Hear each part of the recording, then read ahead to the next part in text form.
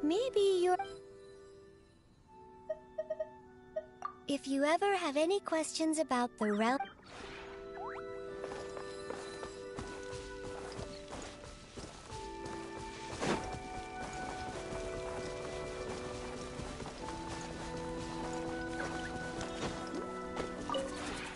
The one before you is... Ah...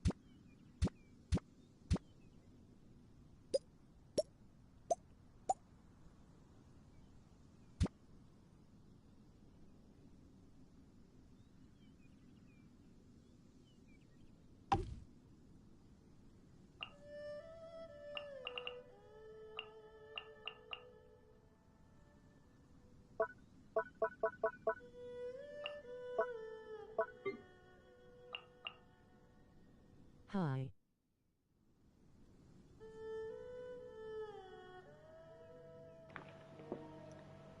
Hello.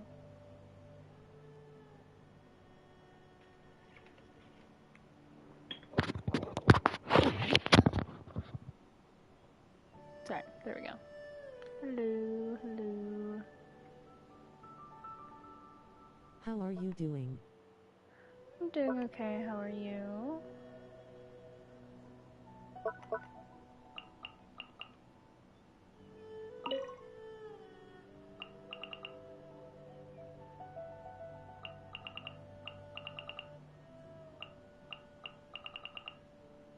I'm fine.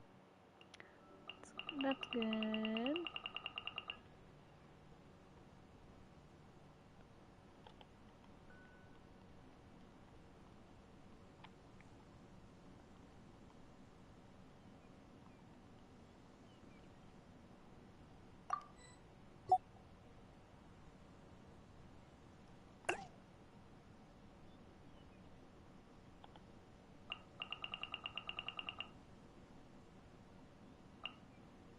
What is your AR in Genshin?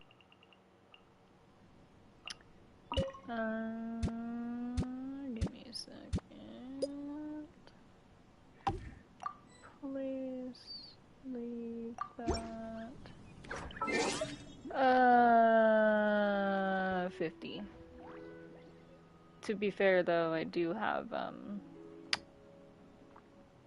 my adventure experience is 147,480 out of 26,400. So.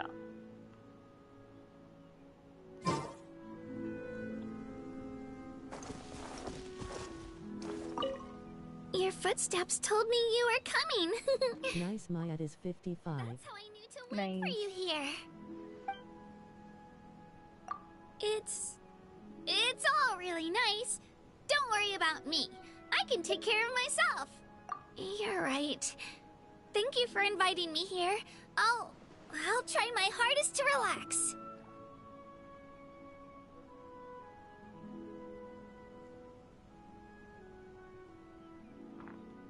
Oh yeah.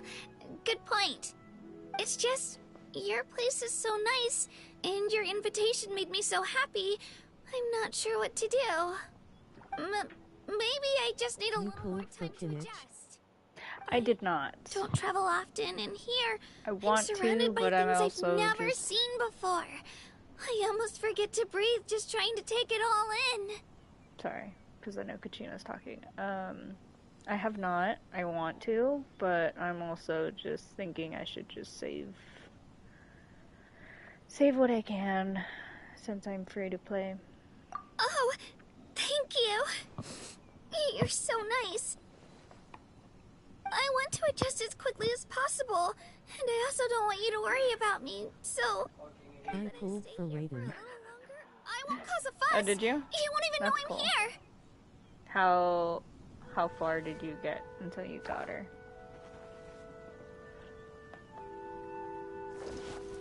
I think she'd be cool, but I have Kuching, so I'm good.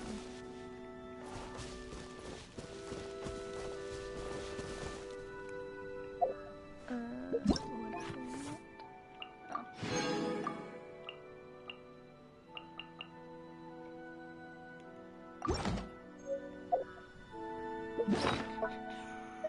160 pity XD. And jeez.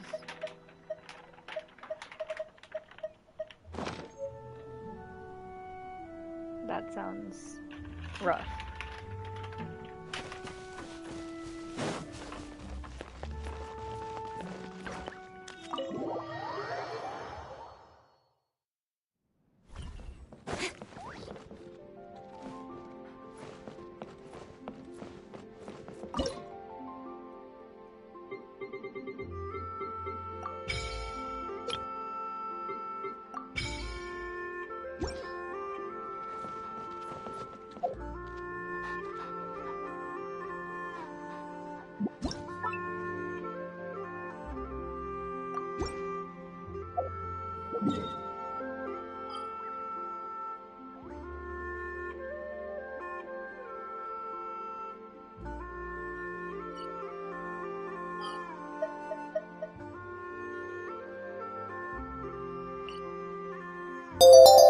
Thank you for following at Giles_Carton.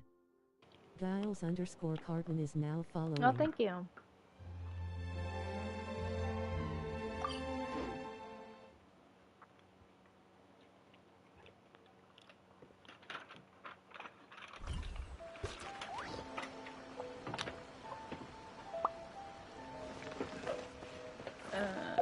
What do I need again? Everything. Okay. Fun. I think I'll just do this for right now. Oh wait. I need to do her too. Sigh.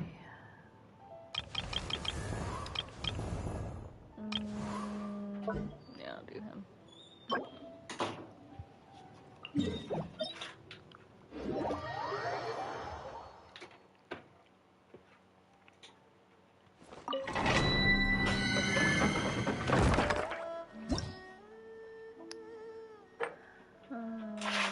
This one.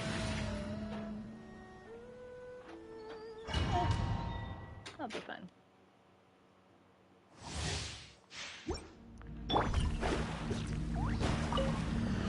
Shadows of fate.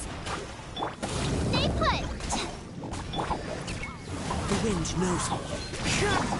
Hey, nowhere to hide. I need to farm artifacts for Raiden, but I don't get them what I need. Oh, really? Delve into destiny. One with nature. Speed of light.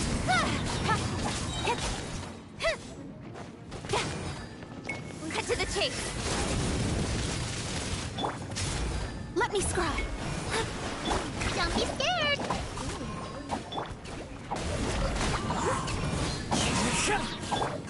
Hey!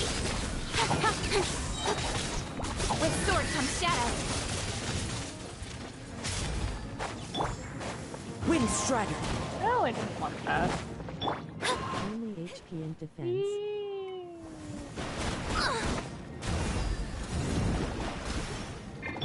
Stay put. The wind knows me. Incoming.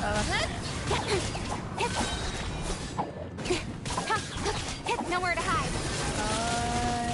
I just take what I can get because sometimes I just don't feel like. Into the wind.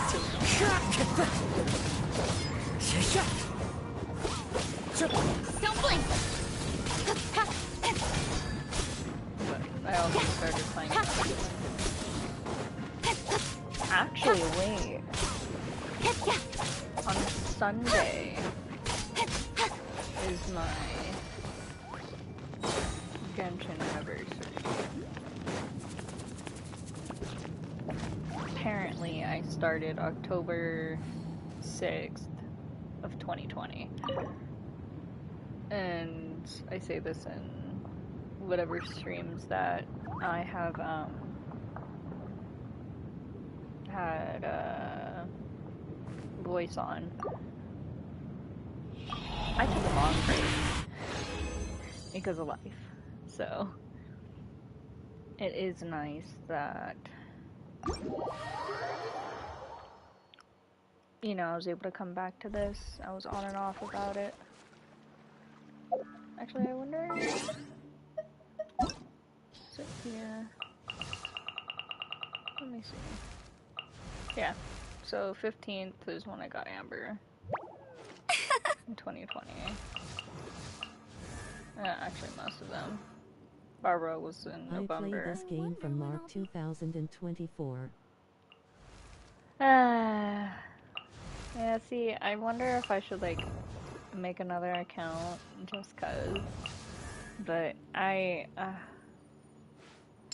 remember just doing the Archon quest and kind of just exploring just cause, like, I did not care about anything else. I just cared about having fun and not worrying about, oh, what do I need to do? I need to build this and build that, but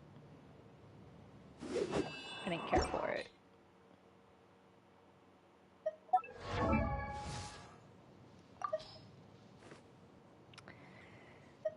This is what I got so far. And yes, sorry, I'm not a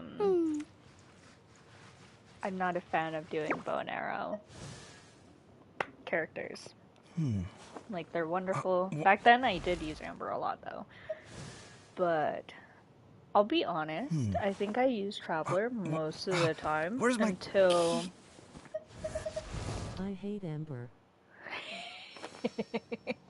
she's pretty good. I mean, like, I just don't like any bow and arrows. Like, I have Fischl. I created another I don't universe really and use her. founded paradise. For Definitely not my favorite. But I think I stopped using the Traveler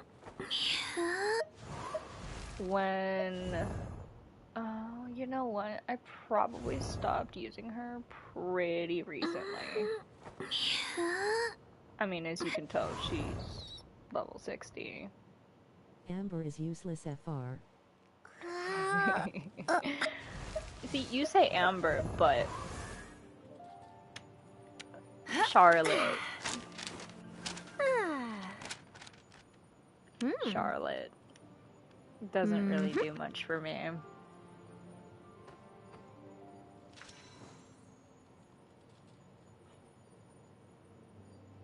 Charlotte is useless too. Yeah, I think Charlotte's worse. I do love her though. Like, I love how she looks. I love, like, the concept is cool, but I don't use her at all. I'd rather make bridges with Kaya.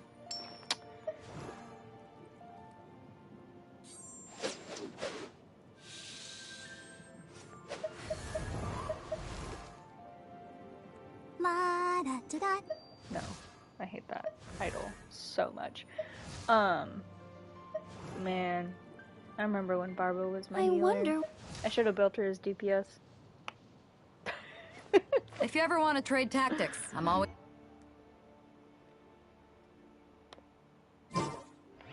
Should've. Should've. Could've. Would've. Too lazy. What do I need? I need this. This is what I need. Okay. Where can I go? I'll go here. Alright, so we already talked about who you don't like as a character. What character... Well, I guess who's your main? And your main team? Just cause. I like hearing input from everybody, so... What did I put a star over there for? Oh, never mind, I know. I don't need this.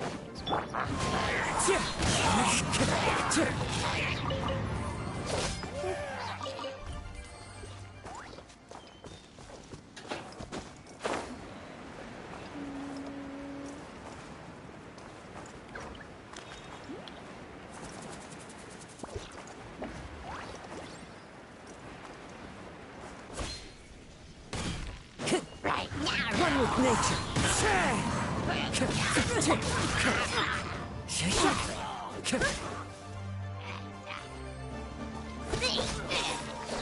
My most fav character is Bennett, Shangling, Shinkyu and Raiden.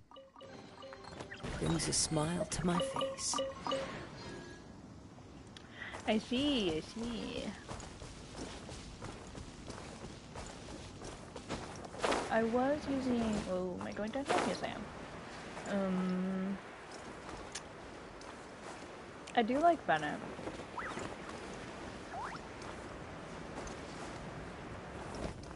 Whee! Okay, don't die.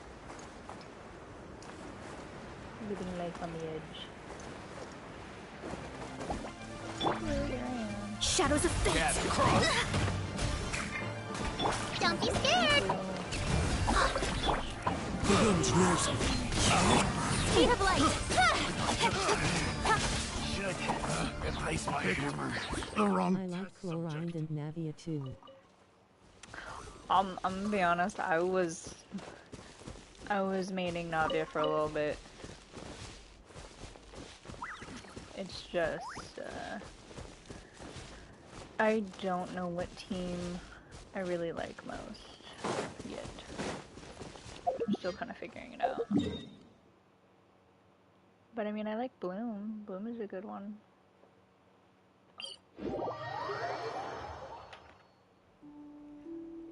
Where am I going? I'm over here.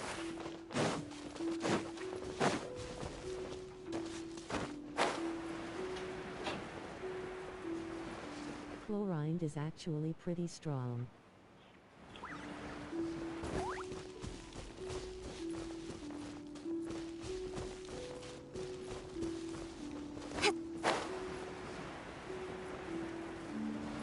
Oh, she is. She's definitely strong. I don't have her though.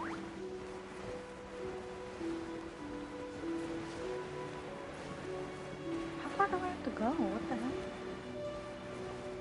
Oh, it's over there.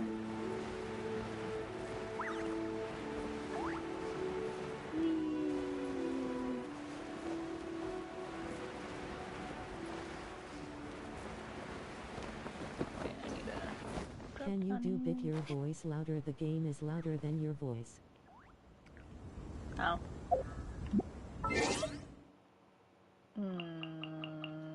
Here. Here.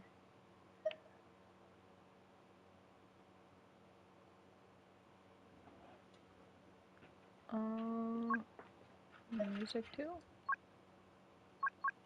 Paimon coming in! Paimon coming in! Is this level okay?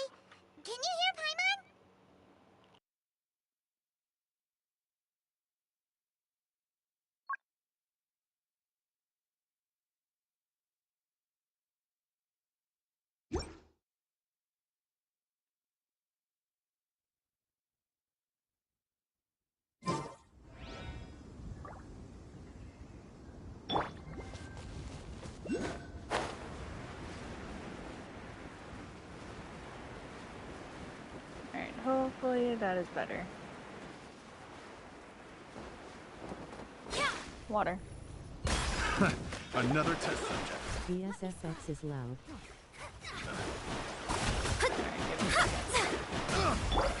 I think the water's going up.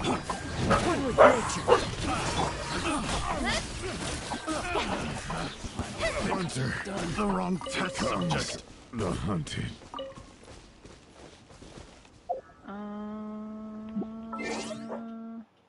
Sorry, and my dog. Stop. That was the tea kettle, dude. That was the tea kettle. Relax. My child. If I just make it all 7. Does that work? Jump up.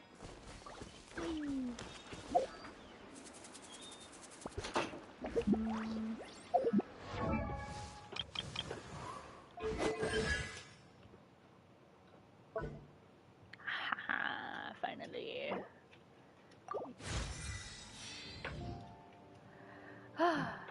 Okay.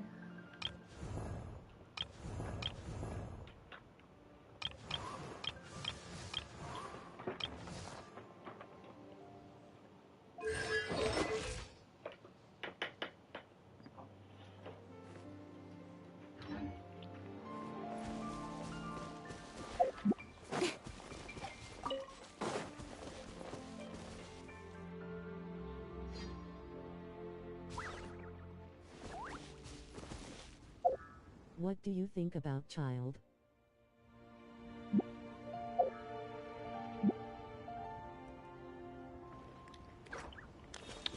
I love him. Wonderful character. I mean the character. I know. He's a wonderful character, definitely.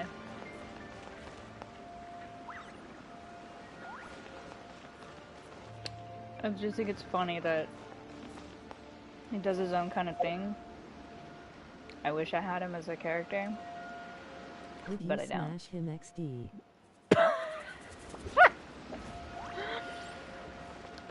I'm not one of those people. I definitely see him as like the older sibling type who's gonna dote on you and like,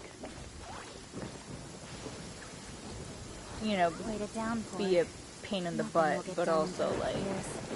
Let this be a lesson to those who yesterday said I'll do it tomorrow. but also be loving in a way.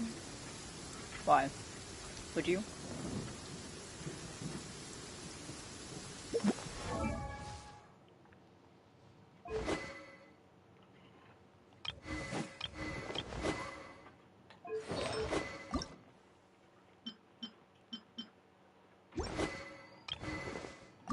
I don't know, I don't like him too much. I like Arlecchino. Arlecchino, yes. Very, very much. Now, Arlecchino is wonderful. Absolutely. 100%. Thunder and lightning can be quite frightening, but I don't even know what I should do. The father. Yes. Father. Definitely.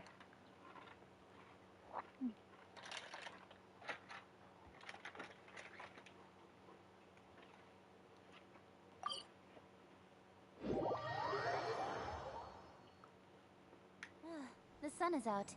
Our work's done for the day. Shall we take a stroll? I pulled for her eye, but I don't get her.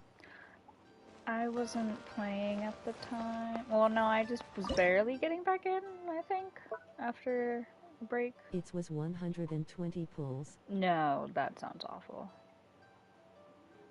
It's rigged. Who'd you get instead?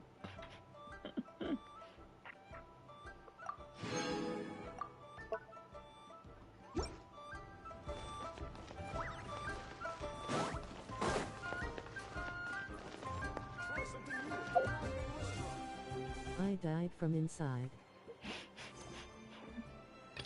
Understandable.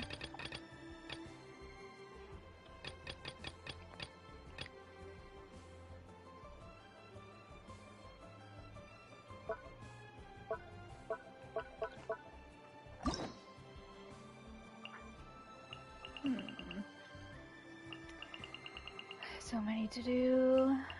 So many. I got Freeman at C4. Nice. Nice. Wait, who do I have? That's... No, that is not what I picked out of the menu. There we go. I hate him. I don't use him. Somehow. Traveler is at C2 on Geo.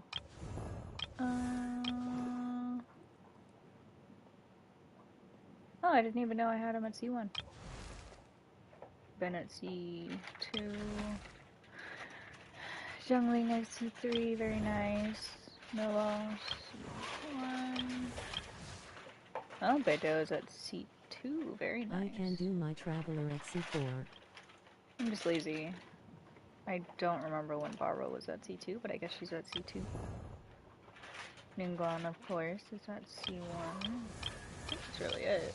Oh no, Shambling is official. C4. I think that's all I have. Oh. I have her at C1. Amber at C1. Lovely. Yeah. I think that's my highest. Where? C3.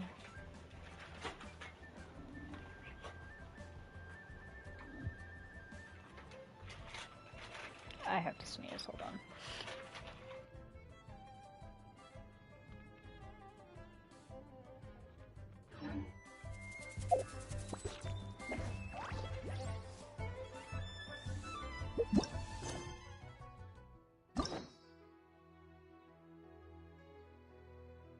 I get Kojo Sara at C3 too. Okay, I guess I didn't sneeze. I thought I was gonna sneeze. Nice. I would like to have her just cause. Just for collector. I know, for work-life balance, but...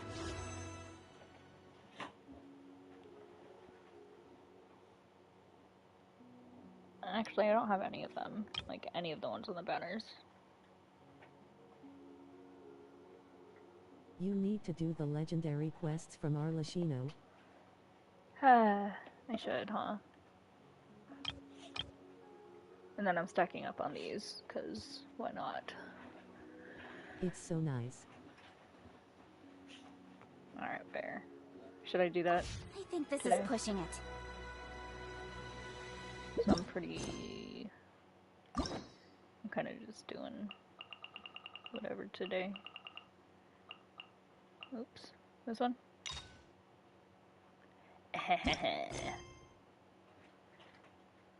Alright, this is what I'm doing.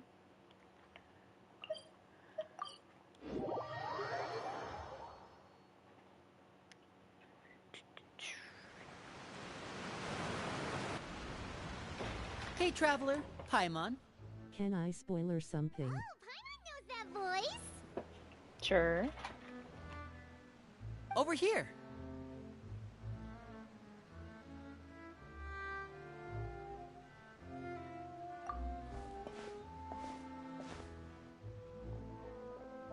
To borrow one of the more popular turns of phrase at the moment, this appears to be quite the fated reunion. Running into you two out of the blue like this has really made my day. I certainly wasn't expecting it. You can say that again. You find her at this quest. Wait, Paimon's got it! You must be here for one of your magic shows, right? Actually, we've run into a bit of trouble on the home front, so Father Oh, I arranged for know. us to stay in Poisson for the time being. But it's okay. Are Lynette and It is Fremini a here risk. too? I am worth taking. Or Yep, it's worth taking, along with alright. most of the other members of the House of the Hearth. You may have noticed Poisson seems a bit more crowded than usual. So I'm you're okay saying with it. nearly the entire organization I'll is probably moved die. to Poisson? Sounds like you've run into way more than just Like I a said, bit of trouble. it's worth it. What's really going on? Well... I losed. Since the two of you are so curious, perhaps I can What? fill in Oh. the gaps. You scared Paimon half to death! Father, you're here. Yeah, You I know, wouldn't mind. Do you get anything special for winning versus maybe we losing? don't need to know. Or you just keep It's all going until... probably super confidential House of the Hearth stuff, right? We totally weren't trying to pry or anything. No need to be nervous. I could sense your genuine concern from your conversation just now. Of course, I can also understand your confusion. Sending so many Fatui here to Poisson, it's only natural that some might suspect an ulterior motive to be involved. I understand. I'm well aware you've had your fair share of confrontations with the Fatui in the past, and I can't exactly guarantee that we'll remain on good terms in the future. As for right now, however, I would say we have little reason to be at odds, wouldn't you agree? The House of the Hearth could stand to be more open. I think you can't win. She is the fourth harbinger. As for the issue at hand, well, it I hardly agree relates with to that any statement. ulterior motive. 100%. To be frank, it all stems from a certain rumor circulating around the House of the Hearth. 100% gonna lose. It's an internal matter. Yeah, it's okay. What sort of rumor? I don't know why she is so overpowered. Child is hiding away in Because the House of she is the Hearth. father.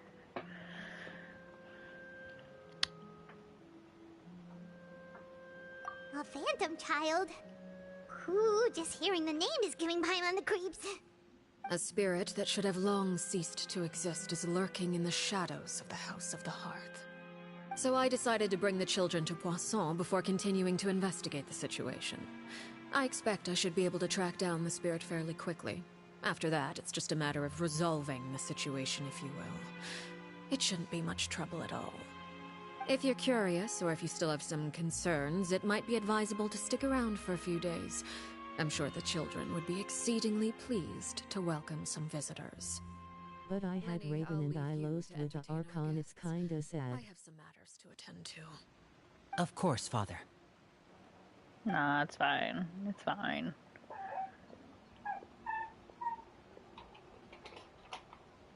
Why are you whining?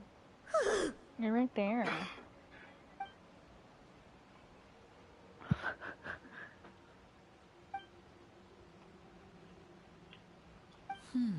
It has long been a dream of mine to invite you to our home and introduce you to my other siblings.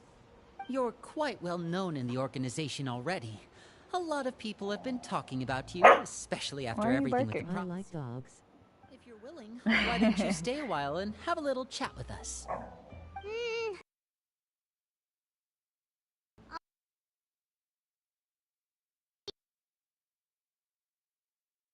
We don't have anything else to do right now anyway. But let's be... Oh, wait a second. During our Looks stay like in Paimon. Poisson, we've been helping out the locals with some fishing.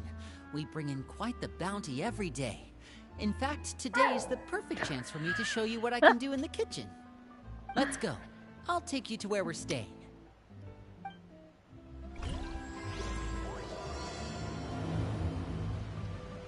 You like Piaman? I don't... Never been against her.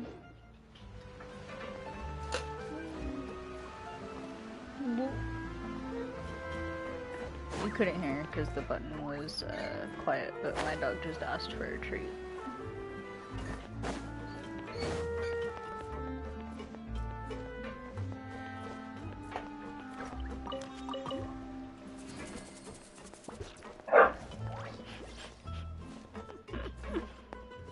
She is reserve food, you know.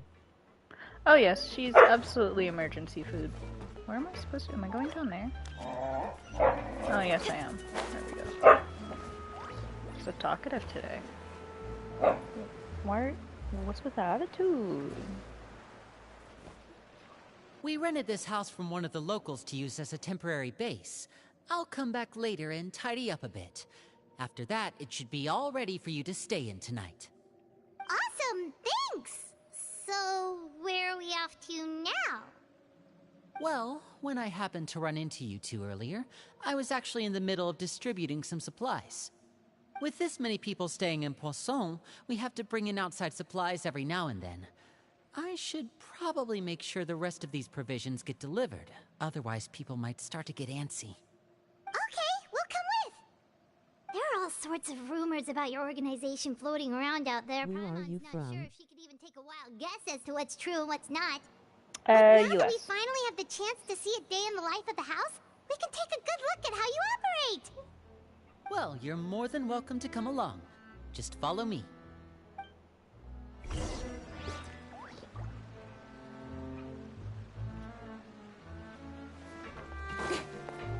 Nice, I'm from Germany. Oh, nice. And my dog stole my slipper. Thank you.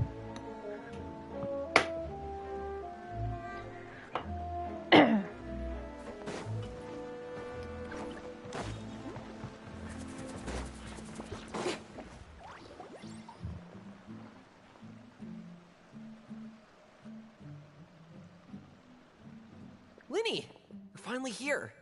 The supplies. I'm assuming you've... Brought them with me? Yep, here you go. Hello? Something caught your eye?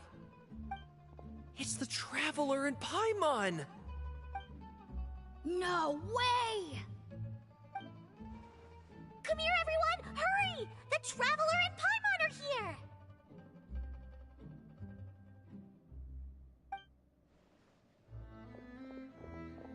One at a time, please. Don't crowd around them all at once.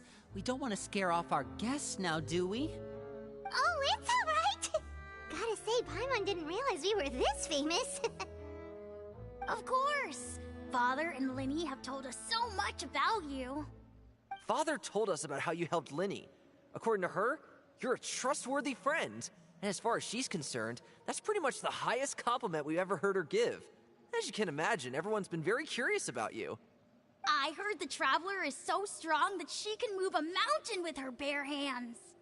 I heard Paimon eats so much that she can clean out the entire pantry at Hotel Tabor in just 3 days. Wait a second! That's the rumor you heard about Paimon? Oh, not cool at all! Oh, wait. When guests visit, you're supposed to give them gifts and stuff, right? Oh, we don't need something like that. Besides, we don't have anything to give to you. Come on, we insist. I can give you some of my new potions. Just pick your poison. Why Paimon gets only fronted XD? Actual poison. I've got both. I know. Or maybe Shaplo can teach you guys about stealth. He's super good at it. He's never been caught. Ah, now that's not a bad idea. I know you usually prefer to fight head-on, but it never hurts to expand your bag of tricks, right? When it comes to eliminating your enemies, staying quiet can go a long way. Trust me, I would know. I was poisoned not too long ago, and I'm still dealing with the after effects. So I'm not quite as good as I was before, but I can still give you some pointers. Wait. When you said gifts, Paimon didn't think you meant poison and stealth tactics. But those are the best things we can give you. You don't like them? Ooh, how about this? Tell me the name of someone who really annoys you, and we'll teach him a lesson for you. My answer is aha. All right, Fold Selwar. I think that's enough suggestions for now. When it comes to being a good host, it's the thought that counts. You don't need a physical gift to make our guests happy. In fact, pestering them with suggestion after suggestion might make them more annoyed than anything. I would say your enthusiasm has certainly gotten across. Really? Awesome! It's been so long since we've had guests to play with. If there's anything you need, just let us know. Yeah, especially if it's poison or something. I've got all sorts of potions for that. Well, we'll talk to you all later. We've still got supplies to distribute. All right, see you later.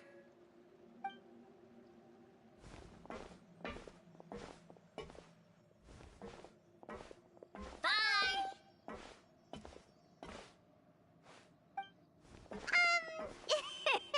Lenny, about all that poison and stealth tactics talk just now.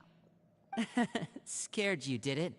That kind of talk comes with being part of the House of the Hearth.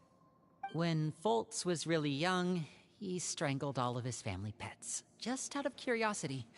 He was labeled a dangerous problem child and was abandoned by his family. Well, I can see why. Elwar has an unnatural obsession with potions.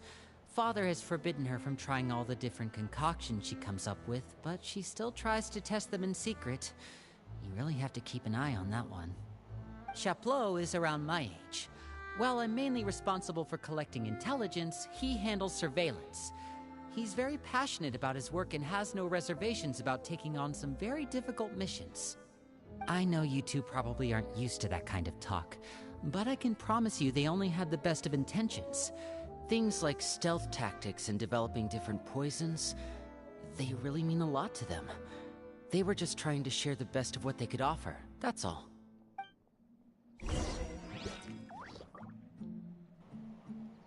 But I don't need stealth or poison, so wait. Let's go this way. Here we go.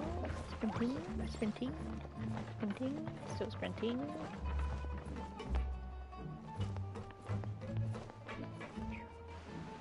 Filiol, supplies are here. Thanks. And who are these two? Outsiders? Allow me to introduce you. This is the Traveler and Paimon. Oh, you're the famous duo I've been hearing so much about. It's nice to meet you. I heard you've traveled to all sorts of places. Is that true? Of course! We're making our way all across to that! Oh, good for you. You must be pretty familiar with Fontaine by now, then. Have you seen the new opera that started running recently? I think it's called... The 4,000 Thieves? Oh, this is the first we've heard of it. It seems like it's going to be fantastic. From what I've been able to tell from the posters, anyway. You should definitely check it out if you have the time. Oh, and there's The Blind Maiden, too. That one is supposed to have audience interaction. Seems pretty interesting. After this mission is over, I think I'll go get a manicure. Oh, maybe I should dye my hair. Wonder how much it'll cost. Is it just Paimon, or do these two seem much easier to get along with than the others? Looks like the House of the Hearth has some normal members after all. I heard that. Oh!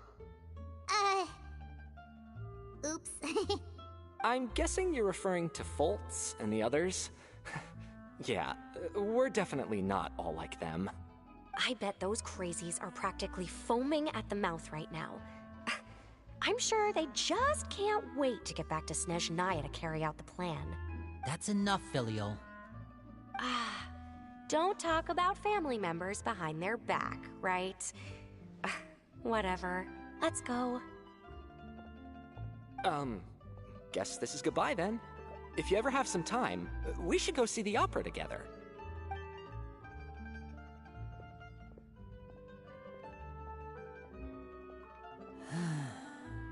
Well, that's it for the supplies. We should probably head back as well.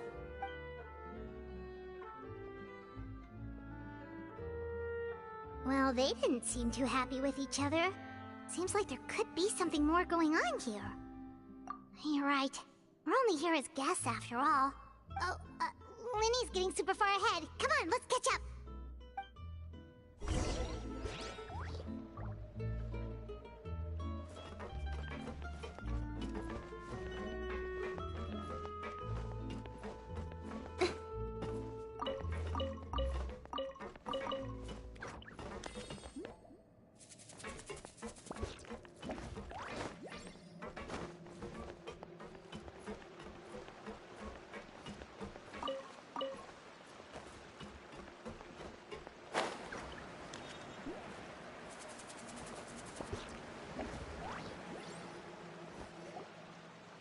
So, what do you think of the members you've met so far?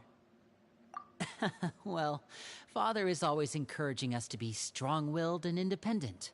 So if there's one thing we've got, it's people who aren't afraid to speak their mind. Well, I should probably get cooking. Wanna join? Of course! Then let's head out and... Huh? Fremine? What are you doing here? Well, Fremine! Nice to see you again! Oh, you too. I heard you're here as guests of House of the Hearth. Welcome. We were just going to make some food. Why don't you come along? I could use some help in the kitchen, and I seem to remember you mentioning you wanted to make seafood soup for the traveler in Paimon. Seafood soup? Oh, Paimon's drooling already. Were you looking for something just now, Fremine? Maybe I can help. It's nothing. I just wanted to see if there were any extra supplies. Yeah, we've got some left over. What do you need? Some food and water. And some clean cloth, if possible. No problem. Give me a second here. Food, water... Wait a minute. What do you need all of those for? You're not on any missions as far as I'm aware, and you were just going to come eat with us. So what's this all about? I thought I'd grab an extra portion because I get hungry at night. Could be because I'm growing, you know, and... I'm doing to eat breakfast. Fremine, you remember what I told you? You're not like me. Your lying skills still need some work. Tell me what's going on. Is it really bad enough that you have to keep it from your own brother? Maybe it'll be better if we gave them some space. I come later again. Yep, no worries. Thank you. Huh. This is the first time I've seen that kind of look on your face. Whatever happened, does it have something to do with Father? Yes. Just follow me.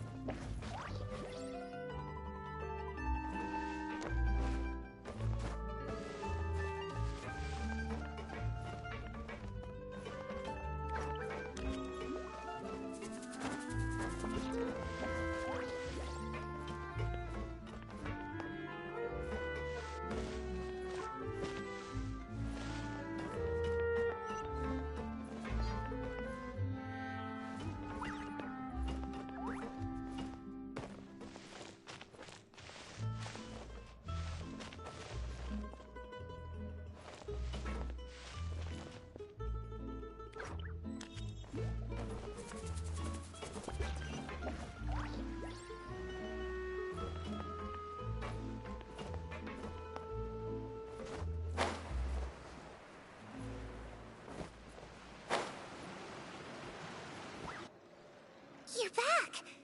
Oh, and you've brought some friends with you this time! Hello, my name's Linny. I grew up in the House of the Hearth.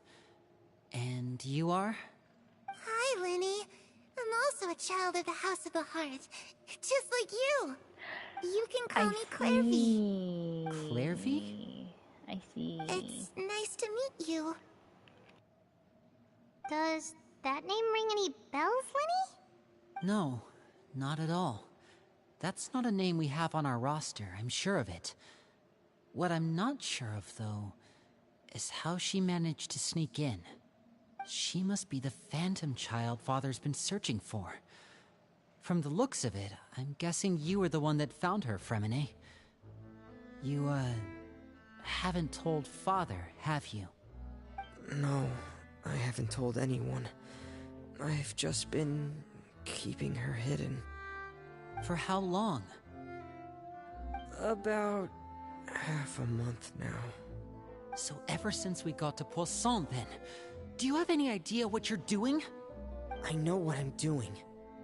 Really? 'Cause from where I'm standing, it looks like you're hiding the very person Father has been trying to find.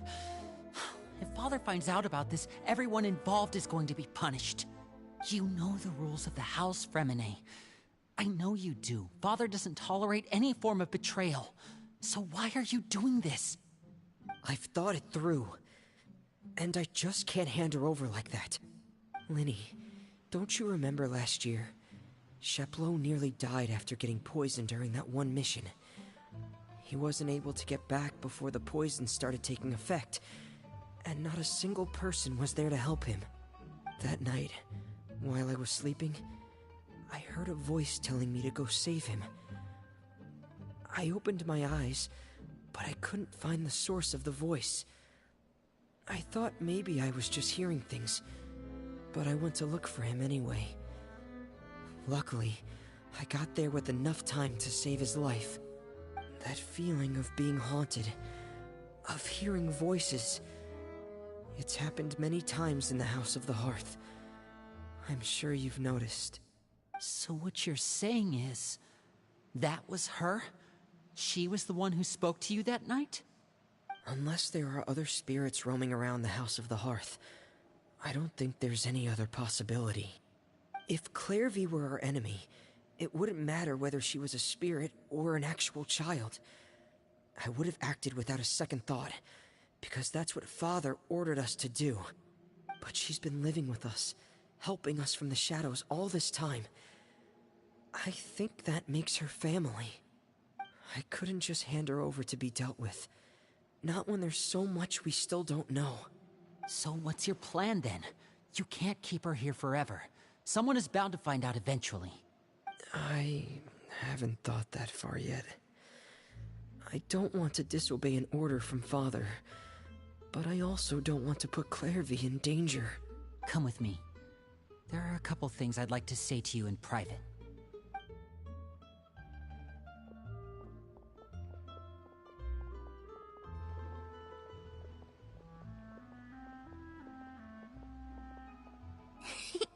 Those two sure care a lot about each other. Well, they got a funny way of showing it. From where Paimon was floating, it sure seemed like they were about to bite each other's heads off. No way!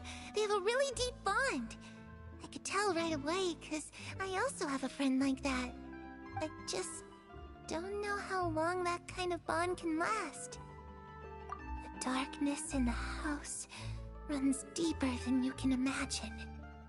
No one can get out alive. I'm sorry, Linny. I really didn't mean to drag anyone else into this. Oh, really? You didn't mean to? 'Cause I, for one, wish you did. Huh? What do you mean? You know, when we were younger, you didn't call me Linny. You called me brother, just like Lynette. We grew up together, the three of us. We were all orphans, all rescued by Father. Of all the siblings in the House of the Hearth, I think our bond was the closest. Later on, when you started calling me Linny, I wasn't actually surprised. After all, Lynette and I are related by blood. We've had to depend on each other to survive long before we joined the house. Linny, The darkest and most difficult moments of my life happened before you and I had ever met. I'm sure that's true for you as well.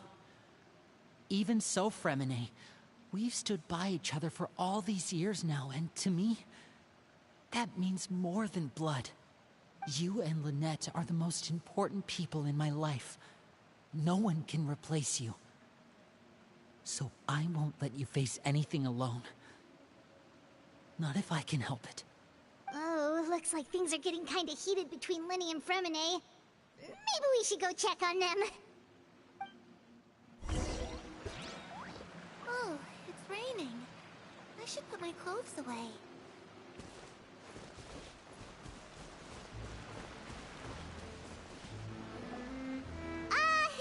Hey, you two! Hope we aren't interrupting anything. Like a fight, or... Oh, wait a minute, Fremine, you're not crying, are you? Is everything alright? Everything's fine. Thanks for asking. Well, we're all friends here, right? We've been through so much together, so if there's anything we can do to help, just say the word. It's just a small family dispute. It's not something our guests should trouble themselves with. In fact, it might be better if your stay ended here. What are you getting at, Traveler? When guests are around, families are often on their best behavior. And any disputes are less likely to escalate. That's what you're trying to say, isn't it? I... just... Thank you. I was really hoping to keep you out of it. But even if I could think of some other reason to turn you away, I'm not sure I could convince you.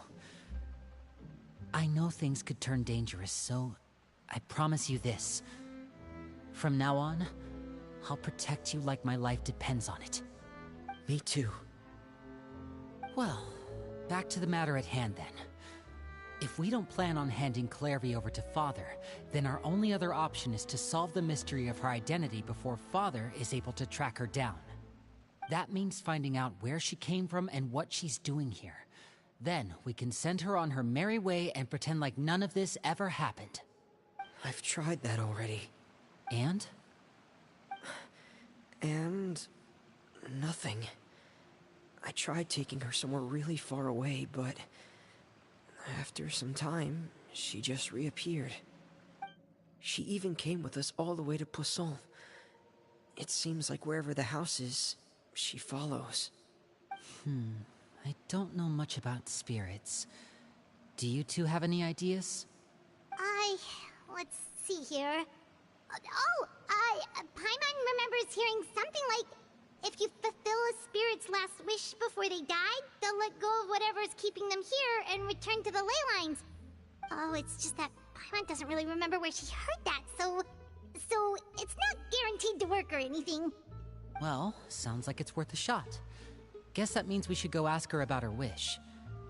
But first, Fremine, I need you to promise me something. What is it?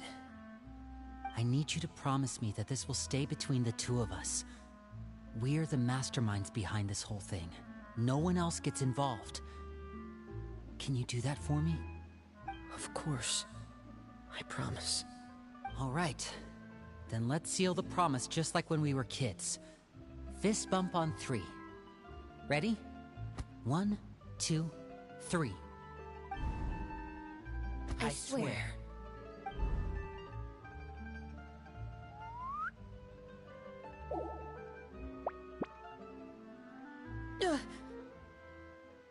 Whoa! Lynette! I love Lynette. I love her. She's funny. But what a surprise! What brings you here, dear sister? And, when exactly did you get here?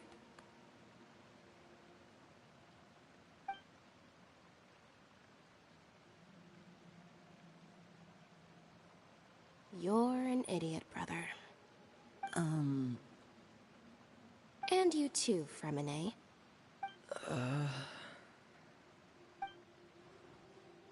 You 3, Traveler. And you 4, Paimon. Wait, what did we do? What did I do? I've seen Clairvy around the House of the Hearth before. I hadn't seen her in Poisson, so I figured she must not have come with us. But it turns out, you were just hiding her. I heard you talking about your plan. Rather than steering clear of the situation, I'd rather fully join in.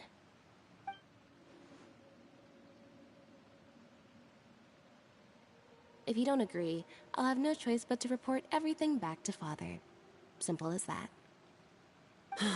You're not giving us much wiggle room here, Lynette. Well, I guess we're all in this together then. After we talk to Clairvy, we'll figure out our next move. There's no time to lose. Let's go.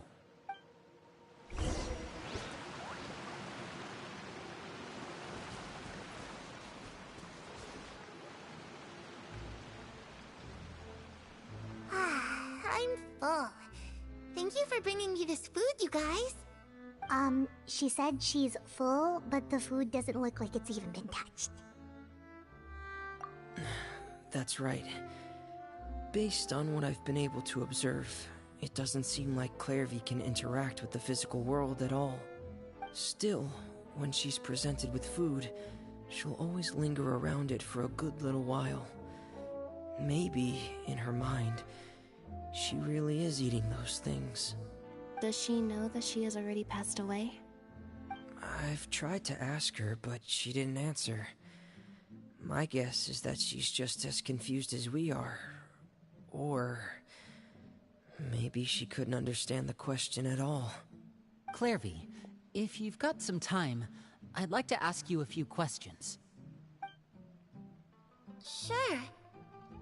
Oh, another new friend. Hi, I'm Clairvy. Hello. Clairvy, how did you join the House of the Hearth? Huh? Isn't it the same for everybody? The knave brings you here and then you can't leave. It's just that your name, it's not on the roster. And I've never seen you before. The roster? Oh, I get it now. I think there might be some things you don't know about this place. The people in charge, they're not as nice as they look. They say they keep a roster, but it's not complete. There are a lot of people who aren't on it, and never will be. In this house, some people are family, and other people are just test subjects. Those kinds of people aren't ever going to get a place on the roster, unless it's the roster of people who've been executed. Wait, does that mean the knave... She...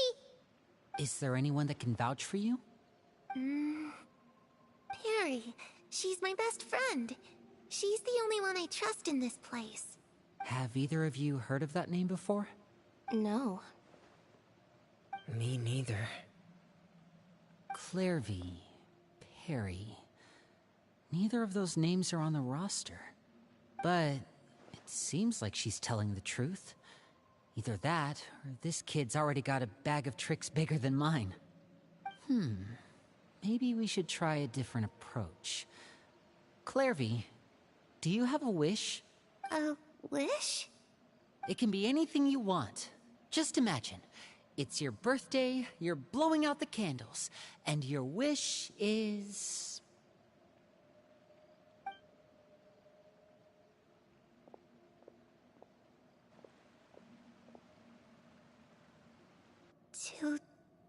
To go outside, where the sun can find me. That's... it? Well, that sounds easy enough. The darkness in the house runs deeper than you can imagine. No one can get out alive.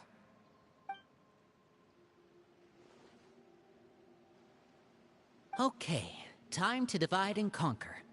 Listen up. I've got a plan. I'll try and find a way to use basic illusory magic to take Clairvy outside and bring her somewhere with sunlight. Lynette, try and find the list of executions that Clairvy was talking about, and see if her name is on it. Fremine, you stay in Poisson. We can't be the only ones who've had run-ins with Clairvy. I need you to collect intel on everything she's said and done. Understood. I'll try my best. What about us? What should we do? I really appreciate your willingness to help, but this is a family matter. I don't want to drag you in too deep. It's too risky. Let me think. Since Father considers you to be guests, maybe you could stick by her side for a little while.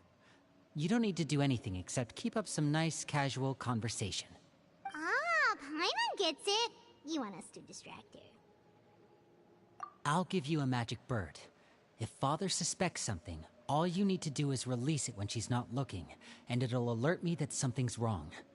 Of course, that's only as a last resort. If Father doesn't seem to notice us, there's no need to make contact. We'll reconvene here tonight after all's said and done. If the worst-case scenario happens and we're discovered, just tell Father everything. We're not going to let our guests get punished for our own actions. That's where we draw the line. You too. Okay, this is where we part. Father should be at the beach nearby.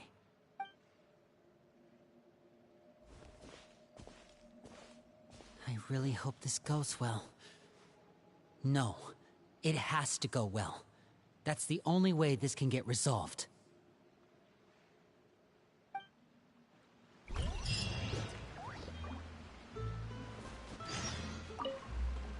Clairvy, I'd like to take you somewhere. Is that okay with you? Sure. Where are we going?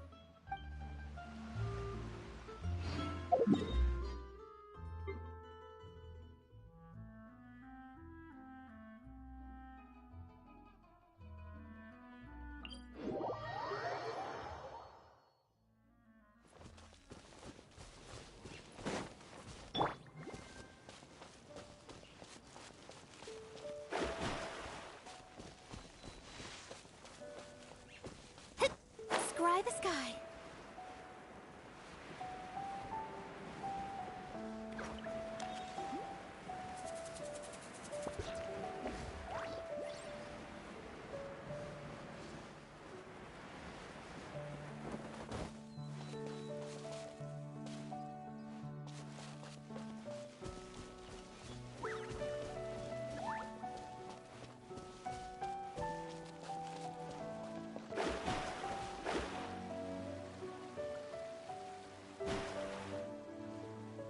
It's the knave! And... child! Hey, aren't you supposed to be in Snezhnaya recuperating? What are you still doing in Fontaine? Oh, it's you two. I didn't expect to run into you here. I was unconscious for quite a while after the fight in the Primordial Sea. After I woke up, I realized I was being taken back to Snezhnaya, and well, I couldn't have that now, could I? Not when I've still got unfinished business here in Fontaine. So, I mustered up all my strength and made the journey back on my own. What sort of unfinished business are we talking here? It has to do with Skirk, my master. I really wanted to meet up with her, but by the time I got back, she had already left. I still have so many questions for her. Without any other leads, all I could do was ask the knave to help me track her down. She must have left behind some traces from her time in Fontaine. Oh, okay, so have you found any clues? Unfortunately, no. While the House of the Hearth is adept at collecting all manner of intelligence, certain existences can still manage to escape our purview. Basically, unless Master feels there's a need to meet with me, she's not going to be found. But that problem has an easy fix. I just need to become stronger, and then... Paimon thinks you should focus on getting better first. The worst of it is over. It's all thanks to that one kid from the House of the Hearth. Elwar, I think her name was. She gave me a bunch of random potions to drink. They didn't go down easy, let me tell you. Pain and chills all over. But they really did help speed up my recovery. And that's good, because it looks like I really do have to head back this time. The old man's been putting the pressure on me. He sent someone to tell me I'm needed for some sort of project. Project Stuja? Yeah, that's the one. I heard Regrader's involved too. I'm not looking forward to having to listen to all his monologuing, that's for sure. Hey, maybe you could think of a way for me to stay in Fontaine for a little longer. Helping Linny and the others brush up on their fighting skills would be far more interesting. If you and I could spar, that would be even better. I've been waiting for a chance to see you go all out. And what a sweet little daydream that is. But I also have a role to play in all this. I'll be leaving Fontaine shortly as well. Besides, considering how little they see fit to step outside the homeland, being called on to return to Snezhnaya by such illustrious dignitaries, what a great honor. Wouldn't you agree? One I could do without, I'd say. Is it just Paimon? Or does it kind of seem like they're... So, dear guests of the House of the Hearth, to what do I owe the visit? Well, we just... Right! We're super close to Linny and the others, but we still don't know much about you! Is that so? Introductions have already been made, have they not? Oh, well, you see? There's only so much you can learn about someone from a short introduction. At least tell us something a little extra, like... Why do you call yourself father? Huh, good question. I'd also like to know. The fact that you have to ask tells me our intelligence work has been quite successful.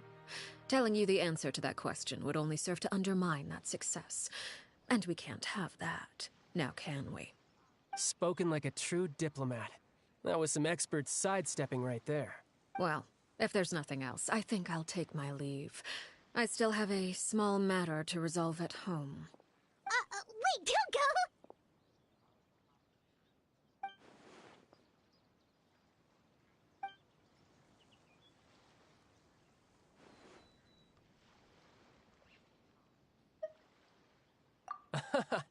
I'd also like to hear the answer to this. I've met some of the members of your organization, and they all seemed like really good kids. They actually reminded me of Tonya and Tusser.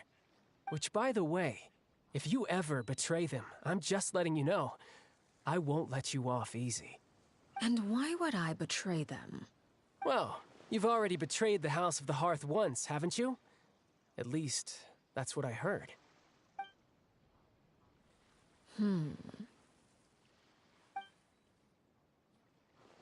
Okay, I admit. That's just what the old man told me. The rooster, I mean.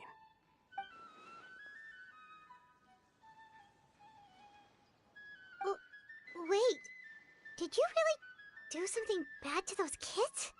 Never mind what I've done. I'm more curious as to what the mighty rooster had to say. Care to enlighten me? Well, nothing much.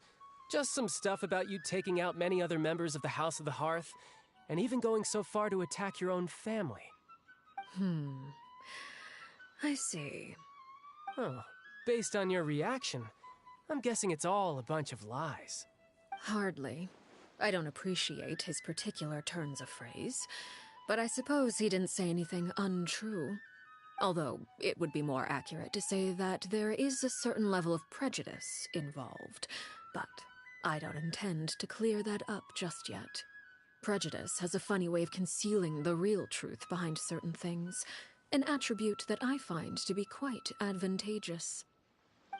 Call yourself a Fontanian, for example, and people will assume all sorts of things, when the real truth is that this is simply the land where I was raised. Huh? You're not actually from Fontaine? But then why did you try to help out with the prophecy and everything? I was trying to protect the children born in Fontaine. Claiming that I myself was a Fontanian simply made it easier to operate. People would hardly suspect a fellow Fontanian of having any ulterior motives. Who wouldn't want to save their homeland after all? The primordial sea wouldn't have any effect on me, but it would have caused great harm to the House of the Hearth.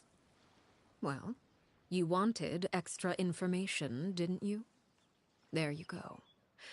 I hope that satisfied your curiosity.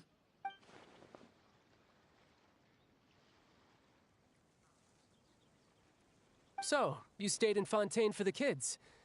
I guess I was wrong to believe you'd betray them. Apologies. Looks like I was holding on to some prejudices myself. Good. Like I said, I like it when others have misconceptions of me. Actually, while I was recuperating at the House of the Hearth, there was something else that really caught my attention. I heard that members always resolve disputes and arguments with a friendly spar, and the loser has to back down. Seems pretty cool if you ask me. Would also give them plenty of opportunities to hone their skills. Well, that's only a recent development. In the past, such spars weren't nearly so friendly. The losing party would lose everything, including their life. They were that high stakes? Whew, at least that's not a thing anymore. Well, the current atmosphere's not half bad. I'm a bit jealous, actually. You've got so many family members around you, and you even get to live with them. Having a lot of family around means dealing with a considerable amount of bickering and scheming. Once Tonya and Tusser enter their rebellious phase, I'm sure you'll understand. Just imagine. Tusser becomes obsessed with plucking out strands from the rooster's mustache, or Tonya decides to dye her hair 42 different colors. Okay, okay. I get the picture.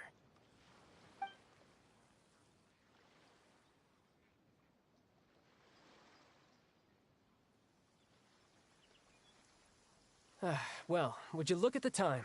I should probably get going.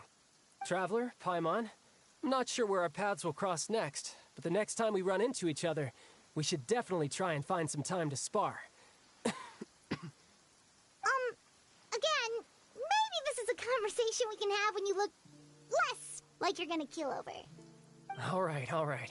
Well, thanks for everything, Arlecchino. No thanks necessary.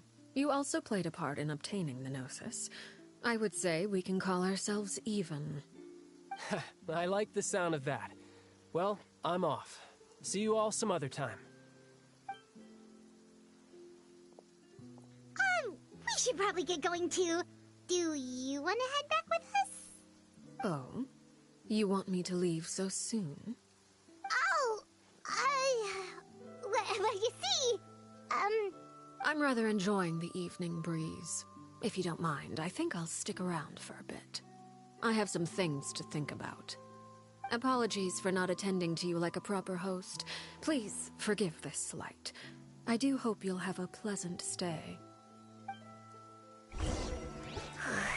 We managed to keep her distracted until nightfall. Good thing Child was there to keep the conversation going. You don't think she suspected anything, do you? Oh, I wonder if Liddy ran into any issues. Let's hurry back and see how everything went. Oh? You decided to stay a little longer? Let's take in the ocean view together, then.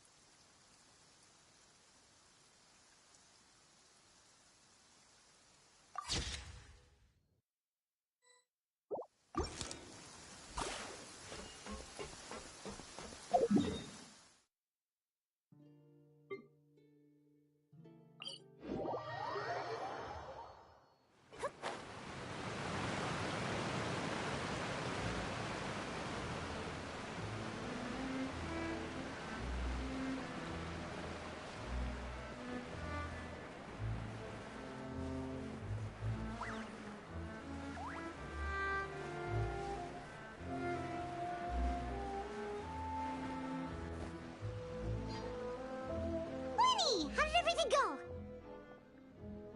Well, long story short, we ran into a small issue. Clairvy can't go into the sunlight. Everything was fine at first. She followed me up to the surface just like I told her. But as I led her out of the shadows and into the sunlight, she vanished. I turned around and there she was, standing at the edge of the shadows, silently watching me. Huh. Maybe she's afraid of sunlight, or... No, it wouldn't be her wish if that were the case. Well, we could always try pushing her into it. Oh, true. I've pretty much tried it all already. Nothing worked.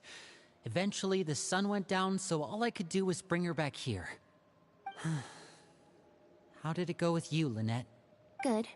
I've got the list. It's right here. Really? Well, what are we waiting for? Let's take a look!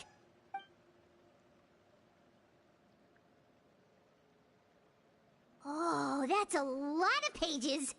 Oh, it's gonna take forever to get through it all. We can each take a section. Here. La Pouillade, L'Endroit, Chambel, Horaire.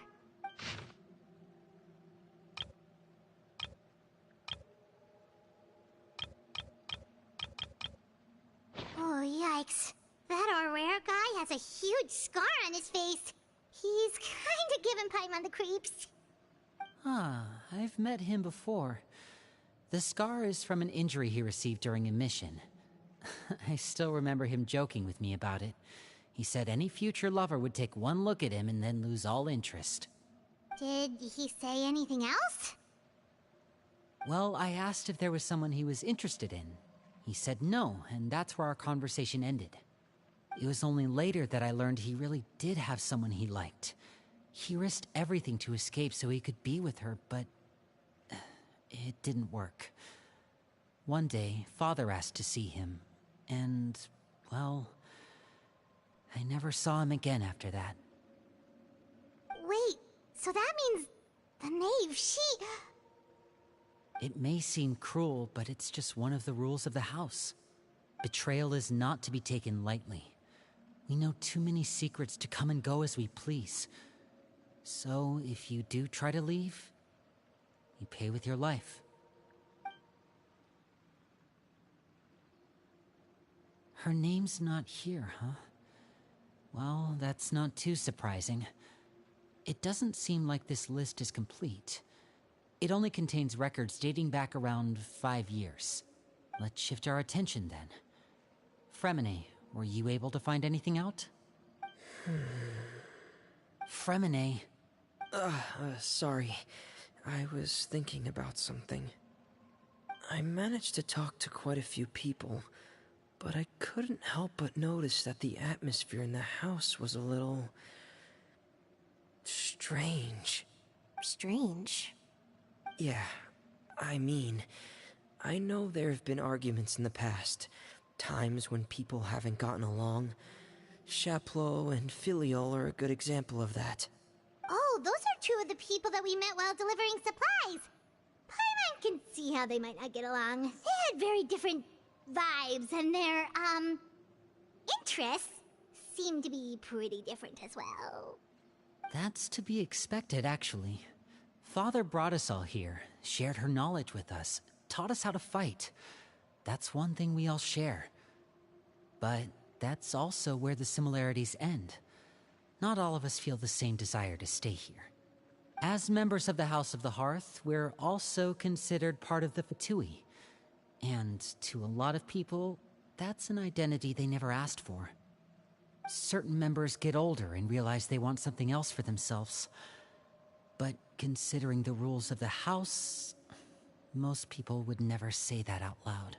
People like Chaplot and Foltz are loyal to Father and her vision. They're proud to be part of the Fatui. Filiol and Nantoy, on the other hand, well, they aren't quite as enthusiastic. These kinds of conflicts have always been there. It's not like Father is in the dark about any of this. Well, that's true. But it just feels like things have gotten worse lately. Filial and the others, it seemed like they were meeting in secret to talk about something. I can't say for sure, but I think they've met Clairvy. You think she's been inciting them to act out? No, not exactly. But I wouldn't be surprised if she said something to them about the darkness in the house and how deep it runs. She's told me about it before. Experiments being run on children. People being used as pawns on the battlefield without so much as the strength to survive. And they just believed all that? Without any evidence? Clairvy's words probably gave them the excuse they were looking for. Whether they actually believe them to be true is secondary. This is all because of Project Stuja, isn't it? Whoa. Hold on a second. What's this Project Stuja all about, huh? This is the second time it's come up now. Sorry, but I'm not sure of the details either. I only know what Father has told us, which is that it's something the Rooster and Regrader have been working on together. Apparently, it has to do with the Fatui's strategic plan for the future. Because the House of the Hearth was so successful in obtaining the Gnosis, we now have the honor of playing a key role in Project Stuja. Wait, but isn't that a good thing? Key role is just another way of saying dangerous role. To us, the whole thing is an inconvenience. Father thinks so too, but she's in no position to refuse. Their plan isn't exactly unreasonable, and they've been funneling the house a lot of funding. It's just that we'll lose a lot of members in the process. Participating in the plan, it's an honor in name only. What they're really trying to do is subdue us. The existence of an intelligence organization outside their control makes them feel uneasy.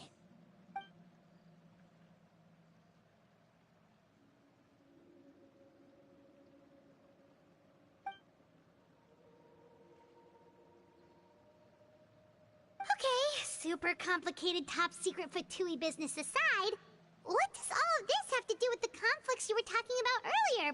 Paimon doesn't get the connection. External pressure has a way of exacerbating internal strife. You can't overlook the power of fear either. People are afraid of dying, and that fear is often the impetus for a lot of stupid decisions. I thought resolving the Clairvy situation would make everything go back to normal, but it looks like things are more complicated than I thought. If we leave Filial and the others to their own devices, sooner or later, Father will be forced to take action. We can only focus on one situation at a time, brother. You're right. Even if we confront Filial and the others, it won't do any good. It might even make matters worse. We should focus on Clairvy for now. Well, it's getting late. We should head back and get some rest. We'll try again first thing tomorrow. Lynette, you stick with me this time. Hey, keep a close eye on Filial and the others. Make sure they don't do anything they'll regret. Good work today, everyone. Have a good night, and I'll see you tomorrow.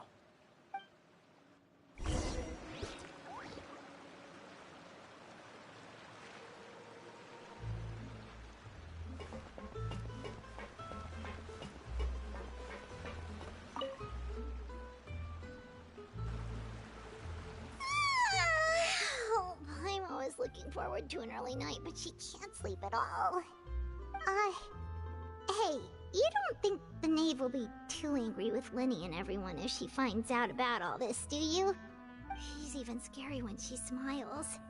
If she were to actually get angry... Ooh, you have to protect Paimon if that happens, okay, Traveler? Trust is ever, Traveler. Look! Look over there! Quick! Let's catch up with her before anyone sees!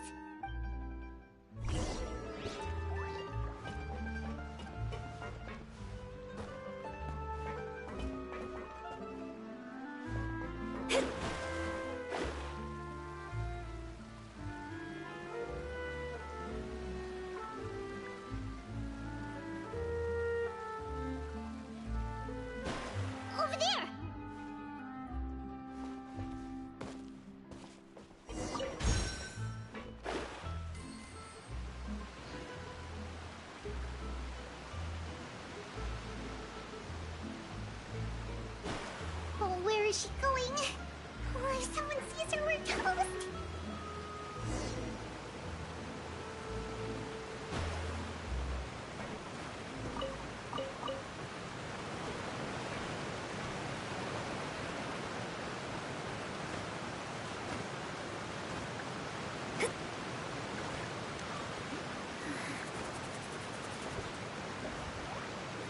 Oh, look! She stopped!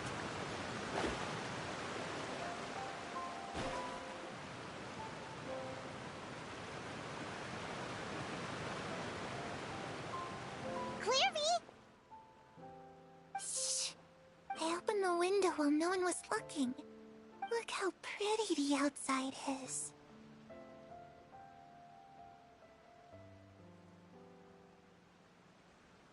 If only I could have more than this. You probably think I'm being silly, huh? All this hopeless resisting? It's better to dream of what I could have than try to make it a reality, right? Please, help us get on the same page here, Clary. We need you to tell us what you know. Can you do that? Sure. Although, after you hear all this, I think you might regret that decision. Everyone in this family is nothing more than a tool. Something to be used and exploited. We're all expendable. Including me. As long as you're useful, you get to stick around. Lose your value, and you're handed over to the doctor, experimented on, and given a fate worse than death. I've seen it happen again and again, and I've had enough. You're saying the knave did all that? It's just, that doesn't seem like something she would do. She's scary and all, but it seems like even she has lines she wouldn't cross. I knew you wouldn't believe me. Everyone thinks she's a good person. They all think of her like a real mother. Mother? But she doesn't deserve that title. She's disgraced it and tarnished it. And if I had things my way, I'd never see her again. If only Perry were here, she'd understand. Perry? There's that name again. Also, Paimon's getting a strange feeling. It almost feels like she's not really here with us. Paimon can't tell if she's actually talking to us or if she's mistaken us for someone else. Well, in any case, it seems like she really needs someone to talk to. We should keep her company for a little longer. She looks so young. But it seems like she's been through a lot. It's getting windy. I should close the window. Ooh, look at the moon. Isn't it pretty? Hey, wanna hear a secret? I heard that if you look up at the night sky in Snezhnaya, you can see the aurora. It's supposed to be super pretty. Even prettier than the moon tonight. Perry and I promised each other that once we're older, we're gonna go see it together. But I can't find her. I'm worried she's also been... No, that wouldn't happen to her. She's special. Mother likes her a lot. I should really go talk to Mother, but we just fought. She doesn't want to see me, and I'm too scared to face her. What should I do?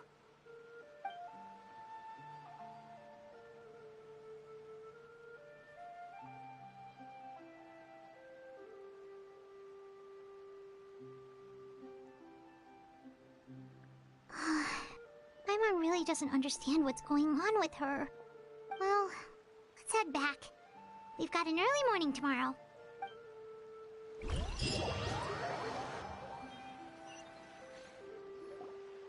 All right, looks like we're all here. Let's go ahead with the plan. Oh? What is it? What makes you ask that? Well, we kinda ran into Clairvy last night, and that's what she told us. We met the doctor back in Sumeru. He's super dangerous, and he's done all sorts of bad things. It's possible that Father and the Doctor have had certain dealings, but I don't think Father would work with him. We're not really on the same side, so there's not a lot of trust between them. That doesn't exactly set the stage for a successful partnership. I did hear, though, that when Father first became a Harbinger, the Doctor offered to work with the House of the Hearth. Father rejected most of his proposals, except for one. It had to do with some sort of secret experiment. Secret experiment? Could that be what Clairvy was talking about? I don't think so. I don't know any details about the experiment itself, but I do know it's an entirely independent operation. The Doctor only proposed a direction for the research. That was the extent of his involvement. I still don't think that counts as working together. The details of the experiment are confidential, but complete records are kept on all participants. That doesn't seem to be the case with the situation Clairvy referred to. I know you don't agree with some of the Fatui's methods, and I'm not asking you to. But I am asking you to trust us on this. The House of the Hearth has its own principles. There are certain lines we're not willing to cross. Alright, that's good to hear at least. Clairvy seems to think the Knave and the Doctor worked together to do something horrible. If that turned out to be true, Paimon doesn't know how he would even face you guys. It's just that it doesn't seem like Clairvy is lying either. The easiest thing to do would be just ask the Knave directly, but Paimon doesn't think she'd tell us. Father didn't come back last night. She's probably still near the shore. We'll be counting on you to distract her. Lynette, you're with me. Fremine, you know what to do. Be on your guard, everyone. All right, let's get to it.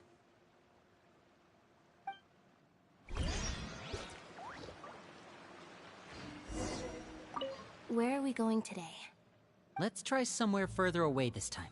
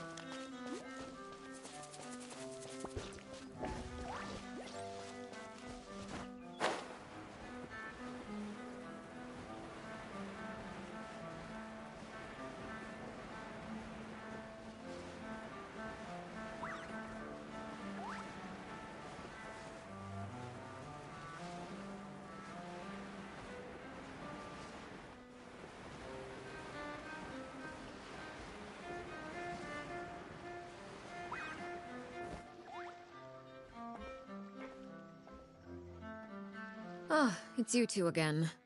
I must say, you look a bit pale. Did you have trouble sleeping last night? A little. Perhaps if you had less on your mind, you'd be able to absolve yourself of such troubles. So what are you planning to do now? Catch up on some sleep? Or should I give you some time to rack your brain for a topic to discuss before I ask any questions? Although I must profess to being curious. Without Child here, how do you plan on distracting me? Us? Distract you?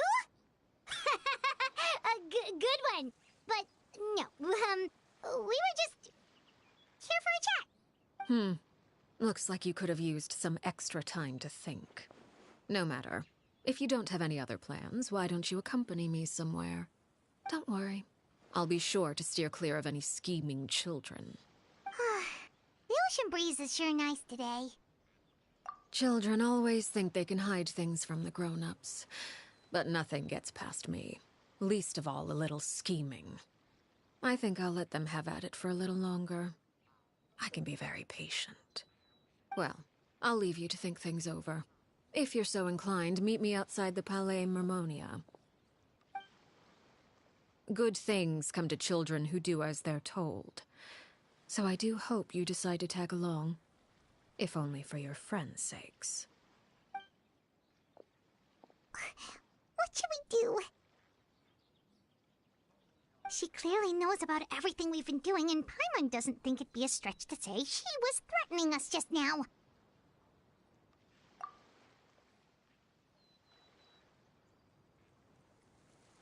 Oh, good idea. Hopefully he sees it in time. Well, we should probably head to the Palais Mermonia. Paimon doesn't want to find out what happens if we don't show up. Based on what the knave was saying just now, it sure didn't seem like it'd be anything good. Okay, then we probably shouldn't keep her waiting. It seems like Linny and the others are on thin ice, so let's do our best to not get them in any more trouble.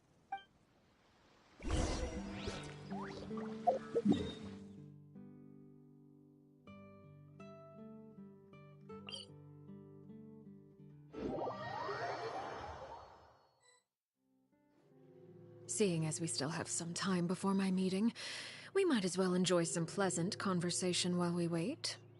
I'm glad to see you get along with my children. Being surrounded by good companions is necessary for a child's development. You're not planning on doing anything to them, are you? I assume you're referring to Lenny, Lynette, and Fremine. Although, there's that situation with Filial and Nentoy as well. It appears quite a few people have been acting out lately. No matter. I'm not one to discriminate. All those who betray the house meet the same fate. There are no exceptions. Does that mean you're going to kill them? Oh, are you here to beg for their lives?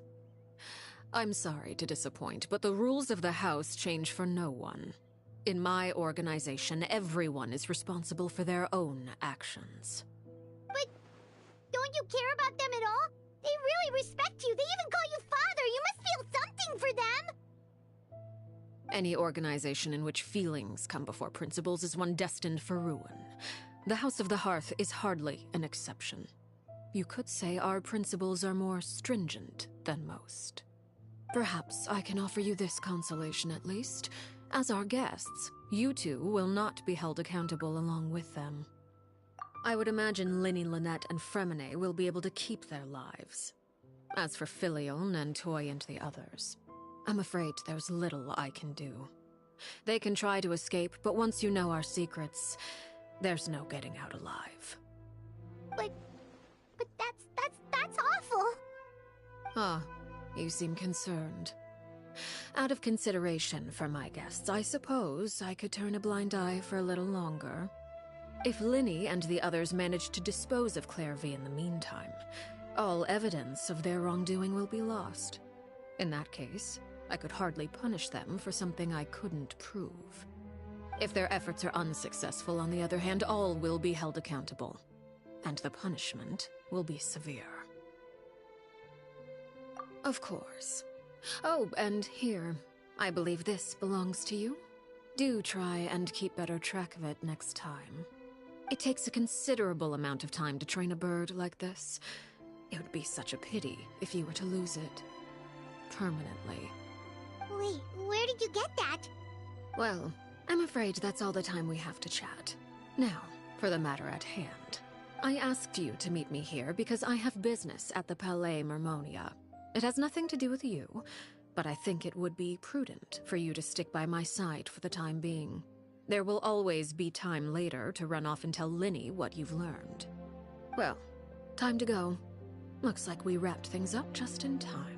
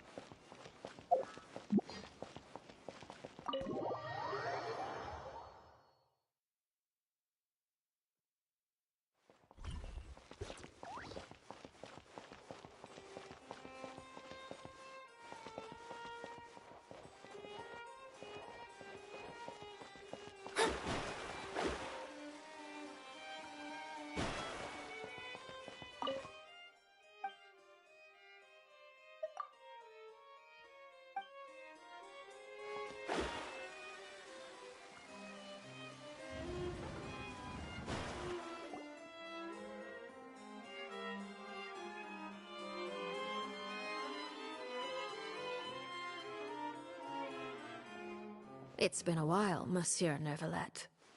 I must say, I wasn't expecting my meeting request to be approved quite so quickly. The Palais Mermonia operates with an efficiency worthy of admiration. It is only right that an esteemed diplomat such as yourself should be afforded the proper level of respect. Although, if I may speak plainly, I must confess that I did not anticipate we would have the occasion to meet again after presenting you with the Gnosis. I see you've brought the Traveler and Paimon with you as well. If I may inquire as to the purpose of your visit. I'll be departing Fontaine shortly. There is, however, an outstanding matter that I would like to see resolved before I go. It requires a rather lengthy explanation, I'm afraid. So I took the liberty of explaining everything in this proposal. Please review it at your leisure, Monsieur Neuvillette.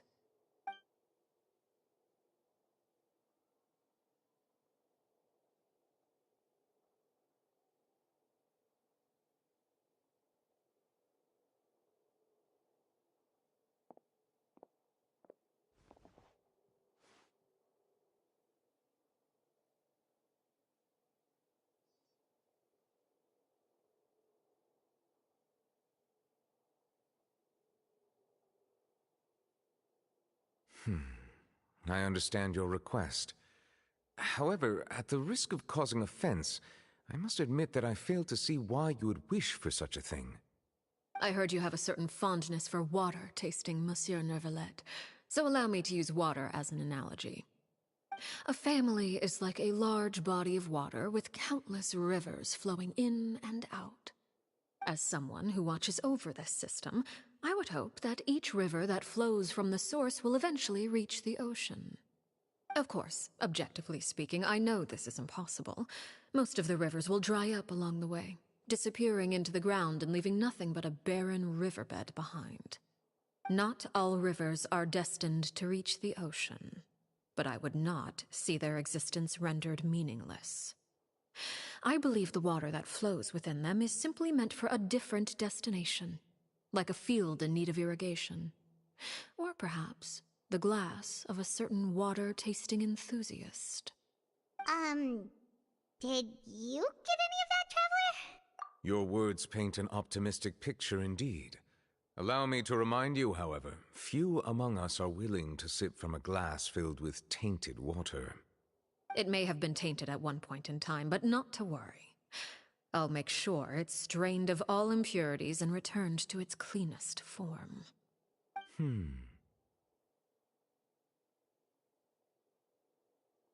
I seem to recall there being a transactional aspect to your proposal. Perhaps you could expound on that? If you accept my proposal, Monsieur Neuvillette, I will gradually withdraw my forces from Fontaine. And, unless absolutely necessary, I will no longer carry out any special missions within Fontaine.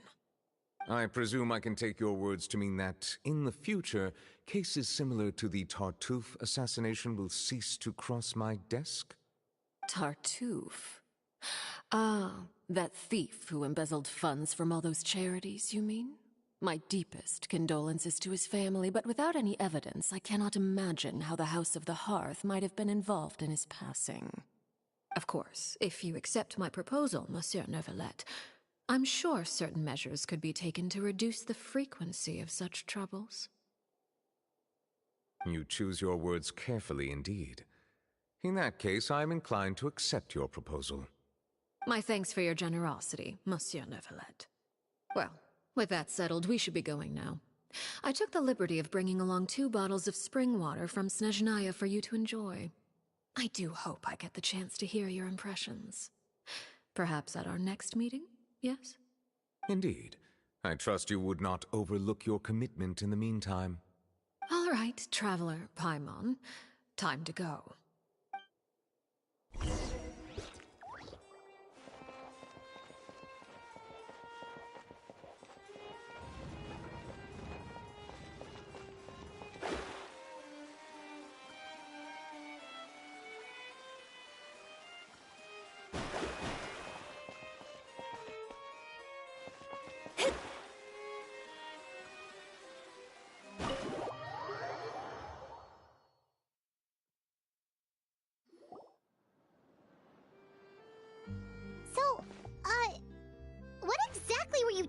about back there? Paimon only heard you mention some rivers, a large body of water, and then some kind of irrigation scheme. You really want to know? I would imagine there might be more pressing concerns at the moment. Lenny, Paimon really hopes everything's going okay. Oh, Paimon recognizes that look. You've got your thinking cap on, don't you, Traveler?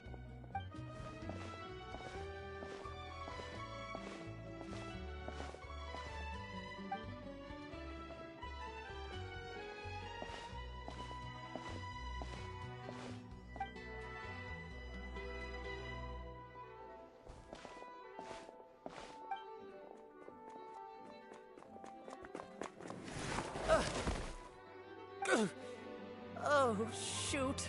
Are you alright? Oh, jeez. I'm so sorry. I was so focused on selling these papers, I wasn't looking where I was going. Well, let me make it up to you at least. Here, take this paper. On the house.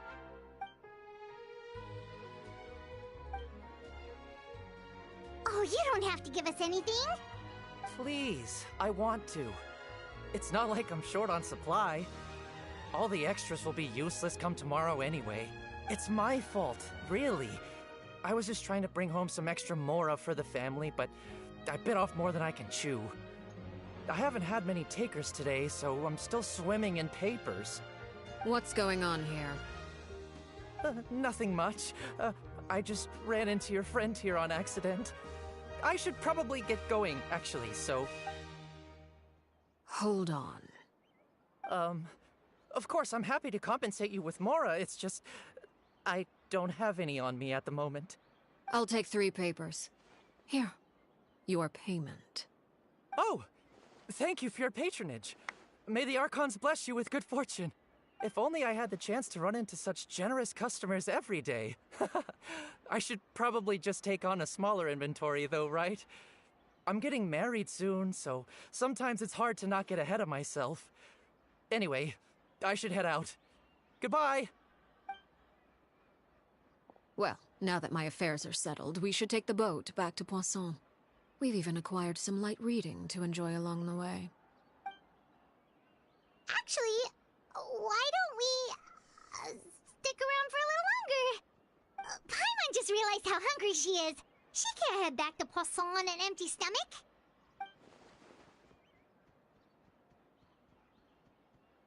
It appears you two are under the impression that delaying our return will somehow alter the situation in your favor. I'm sorry to ruin your fantasy, but your efforts are meaningless. That being said, I could be persuaded to give Linny some extra time. I just have one condition. If you agree to my request, I'll even answer some of your questions. You're quite curious about Claire V, are you not? And my relationship to her. Wait, why are you being so generous all of a sudden? You're not gonna ask us to do something bad, are you? You overestimate yourself. You don't have the talent for bad things. Then what can you possibly... The most important consideration in a negotiation is that both sides receive something they want. Demands and threats only get you so far. Wonderful. Here it is. When the time comes, make the choice that you deem most appropriate in the situation, and lend your help to the House of the Hearth. Okay, sounds normal enough. But what do you mean, when the time comes? When is that supposed to be? That is for you to decide. Then we have a deal. Follow me.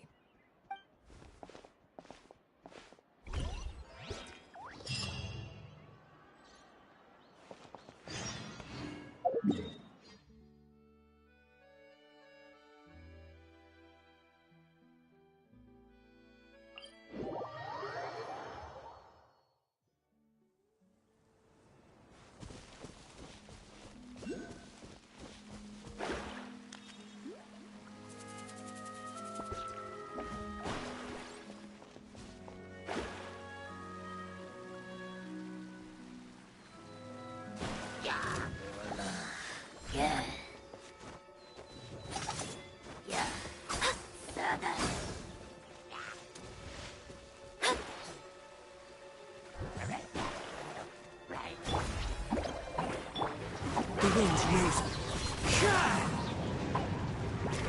Cut to the chase. One with nature.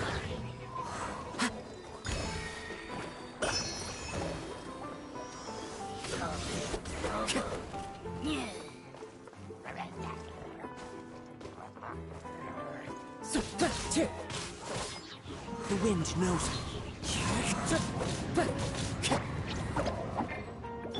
Delve into destiny. One with nature. Nowhere to hide.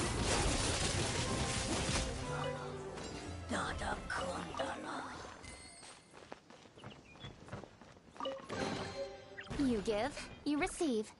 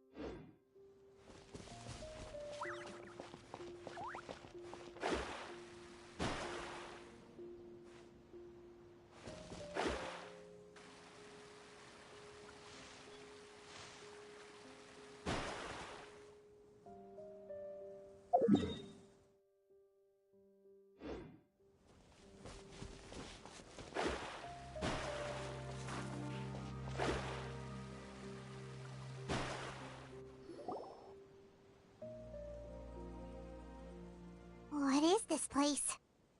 Somewhere long forgotten by everyone. It used to be a grand building. Now it's nothing more than a pile of rubble. No one comes here anymore, nor does anyone care about what once happened here. Although, this place does have something to do with the story I'm about to tell you. It was before I became a Harbinger, and before Linny and the others joined the House of the Hearth. Due to certain events, I first killed Clairvy and then her mother. And this is where it all happened. You were the one that killed Clairvy? Patience now. Allow me to explain Clairvy's side of the story first. I'll start from the beginning. Clairvy was 6 years old when she was brought by her mother, Crucibina, to live in the House of the Hearth. From the outside, it seemed like a fairy tale. A thriving family made up of kind adults and friendly children. Crucibina was the knave at that time, and the House of the Hearth was under her control. She was Clairvy's mother by blood, but she was also the mother to all the children in the house. Clairvy was happy here, for a time. But she quickly realized that being part of this family wasn't a fairy tale at all. It was a kind of purgatory. Purgatory? Exactly. The House of the Hearth takes in war orphans from all over Teyvat. But as for how to raise them, that depends entirely on the person in charge. Crucibina came up with a novel idea. She would teach the children to fight, force them to duel each other, and then crown as the king of the house the child who proved themselves most worthy of inheriting her title. It's difficult to estimate the number of children who died or were maimed in the process. There's little I can say about the ones who died. The ones that emerged with permanent injuries, on the other hand, well, they still served a purpose. They would be handed over to the doctor to be experimented on, or sent away on dangerous missions. Nothing more than tools to be used and then discarded. So those were the experiments Clairvy was talking about. But what actually happened to her? You said that Clairvy was Crucibina's daughter, so if Clairvy tried to convince her to stop what she was doing, Crucibina probably would have listened, right? Despite being Clairvy's mother, Crucibina cared little for her daughter. She forced Clairvy to join the House of the Hearth only as a means to demonstrate her own impartiality as a mother, to prove that she treated all her children equally. Clairvy did try to convince her mother to change her ways, but it was to no avail. After her efforts failed, the only other option was to rise up and try to fight back. Unfortunately, the other children had already been thoroughly indoctrinated into the illusion of happiness Crucibina had created. Of course, there was one exception. Someone Clairvy's age who knew the truth about the House of the Hearth. Her name was Peruere. Wait, the friend that Clairvy mentioned? Friend, huh? I suppose we can call her that for now. Clairvy was a cheerful and passionate person with a tenacious spirit. Peruere, on the other hand, was rather cold-blooded.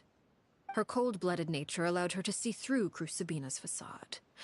Yet, it was also this cold-bloodedness that prevented her from acting against it.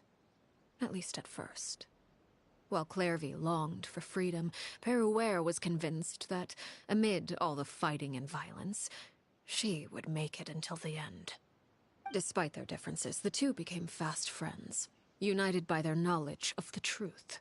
Clairvy told Peruere that she hoped to create a real family, where no one would be killed or sacrificed. There may have been a certain naivete to her ideas, but Clairvy proved her determination many times over. She tried countless times to run away, ask for help, or expose the truth. But her efforts only earned her beating after beating. The only thing that kept her going was her strength of will. Even with her body racked with pain, she would still stand on her tiptoes and open the window at night. She and Peruere would look out at the moon together, a fierce longing for freedom shining in her eyes. But one day that light simply vanished. Oh no. What happened? Her hopelessness resulted from a culmination of things. 10 years had passed. 10 years worth of failure after failure. She and Peruere weren't children anymore, but finding any chance to escape still seemed as hopeless as ever. It was during this time that Peruere suggested a new plan. If escaping was out of the question, why not take down the very person sitting on top of this throne of lies? Mother herself. Clairvy rejected that proposal. She claimed that, as a famous harbinger, Crucibina possessed an unimaginable amount of power. Trying to kill her would have an incredibly low chance of success. Clairvy never gave another reason, but Peruere could see it written all over her face. Clairvy still thought of Crucibina as her mother. Killing her own flesh and blood was a line she couldn't bring herself to cross. If she couldn't escape and fight back, then only one option remained. Precisely. Death was the only way that she felt she could be free. It happened during a duel. When she arrived at the dueling ring that day, her partner turned out to be none other than Peruere, the very person that had stood by her side all those years. It was a fierce battle, but ultimately, Clairvy decided to let Peruere end her life. From that moment on, Peruere's journey was one written in flames. When the rain finally came and washed it all away, there she stood, the sole victor in Mother's endless game of slaughter. A trail of corpses strewn across her path to success. It was the very result she had predicted 10 years prior. Even then, she believed she would make it until the end. She wasn't surprised by the fact that she emerged as Mother's undisputed heir. Rather, her success left her with an inexplicable sense of restlessness. She was unsettled, and there was only one thing that could quell that sensation. Perhaps you two would like to take a guess as to what it was? Crucibina, you mean? But... Correct. This is the place where Peruere killed her best friend. A mere year later, this is also the place where she fought tooth and nail to kill the mother they shared. The moment she acted, any conception of what was right or wrong ceased to matter. It's one of the principles of the house. Only those who survive get to write the rules. Peruere won the battle, and became a harbinger herself. After which Her Majesty, the Tsaritsa, bestowed upon her a new name. Arlecchino. So the Perry Clairvy was talking about... It was you all along. You're Peruere. Arlecchino is just a name you got later. I left that name behind long ago. I must say, hearing it now does bring back memories. After I defeated Crucibina, the moniker of Mother died with her. I chose to forego the title she called herself, and even chose to give up my own name. I rebuilt the House of the Hearth under a new identity. Not only as Arlecchino, but as father. And that is where the story ends. Any more questions? Yeah. Based on what you just told us, Clairvy wasn't a little kid when she was killed. So the Clairvy we met... Was she really a spirit at all? I suppose you could call her an illusion born of flame. Her existence is like ashes to a fire. Something left over in the wake of blaze and ruin. You see, a certain power runs through my veins. It's not unlike a curse. My flames leave behind shadows of anything they consume. Of course, the chances of those shadows morphing into a sentient entity are exceedingly slim. Clairvy is a very special case. Clairvy died when she was 16 years old, but what emerged from the flames was her 6-year-old self. Her appearance wasn't the only thing affected. Most of her memories were lost to the blaze as well. Memory is a mysterious thing indeed. Losing a portion of your memories will alter your sense of self. Lose 10 years' worth, however, and it would be like living in the past. Like returning to a version of yourself that never grew up. No wonder Paimon got such a weird feeling when we were talking to her. Perhaps I should put it this way. Clairvy is someone trapped in time. It may seem like she exists with us in the present, but she truly lives in the confines of her own past. So if all of that is true, then you must have known about Clairvy for a long time. Indeed. She's a rather volatile and unstable entity. Sometimes she would look after the children. She's even saved some of their lives. But other times, she would hide from me and become obsessed with revealing the truth about the house to anyone who will listen. Shadows don't have the capacity to learn or grow. Any new information they encounter is quickly forgotten over time. Your attempts to expose Clairvy to sunlight, they failed, yes? The reason is actually quite simple. In Clairvy's mind, the house is impossible to escape, and it is this very perception that traps her there. But no matter. All I have to do is kill her again, and all will be resolved. I don't anticipate so much as a single speck of ash will be left behind this time. Wait! Paimon can understand why you might want her gone, but isn't there another way? So what if she's trapped in her 6-year-old self? She's still your friend! At least talk to her first! It's too late for that.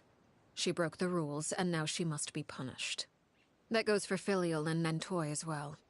She's had quite the effect on them. I hope you understand. The difference between Crucibina and myself lies in our formulation of the rules, not our policy for enforcing them. Upholding the rules without question is a trait we both share, because that is how a household should be run. Is this really what you want to do? Whatever could you mean? Don't you want to say a proper goodbye at least? Whether as a killer or as a father, there are two things that must be avoided at all costs: anger and sorrow. Anger makes you impulsive. Sorrow causes you to waver. Well, it appears it's about time to proceed. Before we arrived, I told some of my well-behaved children to bring our troublemakers here by nightfall. I do believe I've kept my end of the deal. I gave your friends quite a bit more time. As for what happens now, we'll just have to wait and see.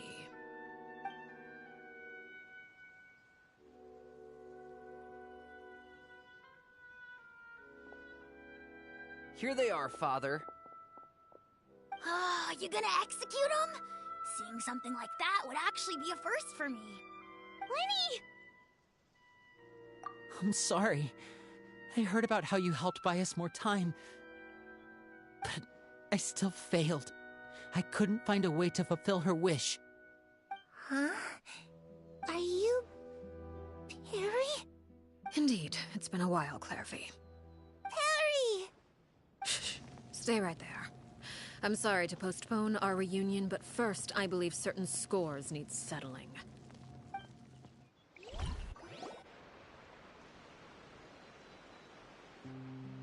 Father, let me explain. Out of my way. Father! You chose to conceal a threat to the house. And for that, you must be punished. Overall, however, I suppose your wrongdoing is hardly the most egregious of the bunch, so I'll deal with your punishments later. As for right now, the more pressing concerns are the traitors among us. By traitors? Do you mean us? Father, let me explain. We didn't mean to... Fultz, why don't you share what you heard? Yes, Father. Secret Midnight Meeting number 3. Participants, Filial, Nantoy, Sato, Toddy. Nantoy clearly said, if only Father wasn't the one who took us in. Sato added, I'm sick of this life. I just want to live as a normal person. Filial was the worst of them all. She called us crazies and said a bunch of mean things about Father. I did not! You're lying! Fultz is trying to frame us. It's not like I'm the only one who heard those things. After that, you and Toddy and a bunch of other people started talking about Clairvy. You were using all those things Clairvy brought up as an excuse to question Father. We're birds locked in a cage. The only way out is to destroy it. That's what you said, wasn't it? You little... You just want me gone, don't you? What did I ever do to you, huh? And you, Sheplo, have you forgotten who stood by your sickbed, watched over you, and changed your dressings? Come on, let's hear it then. You're wrong, Filial. We don't want you to die. You're our family. Liar. You wouldn't be doing this if that were the case. So why? Why have you backed us into a corner? We all live in the House of the Hearth. You know the type of work we do, Filial. A single betrayal can cost dozens of us our lives. It's not like it's never happened before. That kind of thing is hard to forget. That's why the House of the Hearth cannot tolerate any form of betrayal. Ever since we came to Poisson, you've had 7 secret meetings. A lot of the things you talked about really crossed the line. You've been spying on us for half a month? Wait a second. Now that I think about it, the move to Poisson was just a way to make it easier to spy on us, wasn't it? Because we were all in one place. You've had this planned all along. Filial, Nantoy, I'm sorry. I owe you both my life. I owe Clairvy too. If it weren't for all your help after I got poisoned, I wouldn't be standing here today. If this were any other situation, I would do anything to repay that kindness, even if it cost me my life. But rules are rules.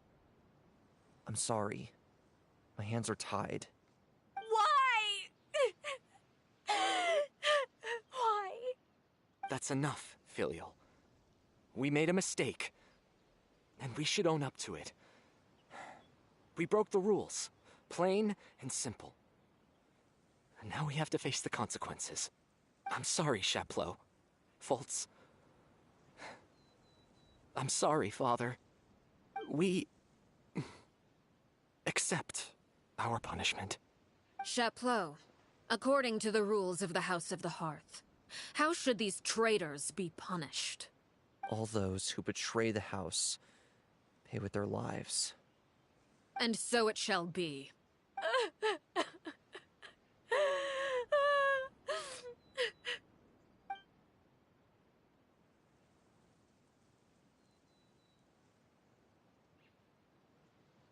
Father, please wait! Something you want to say, Linny? Please reconsider, Father. What Filial and the others did, does it really count as betrayal? We all come from broken families. From the very first day we joined the House of the Hearth, we wanted nothing more than to make it a real home. But the truth is, none of us know what a real home should look like. I'm not saying I have all the answers. All I know is this. Killing Filial and the others may uphold the rules, but doing so will only bring us further away from being a real family than we've ever been. So please, Father, please, reconsider. I agree with Linny. Father, please. Linny, you... I also agree with Linny. An order once given cannot be rescinded. However, given the extent of your determination, I suppose we shall have to go about this a different way. Draw your weapons and face me. Our weapons? 100%. Father, are you gonna referring lose. to a duel? Me. Precisely. The rules of the House will not be altered. Traitors must be punished. However, resolving disputes with a duel is also one of our rules, one that also applies to me. Demonstrate a sufficient showing of strength, and I shall offer a concession. Wait. Beat Father in a duel? Impossible. Father is way too strong, even for Lenny.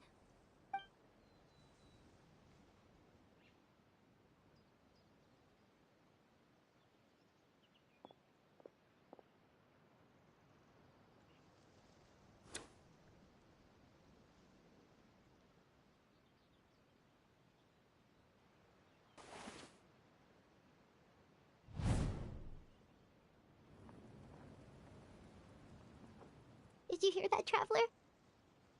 Lenny and the others have to duel the knave. What should we do? Can they really win something like that? If they lose, those people from the house are really gonna be executed. Hey, are you listening?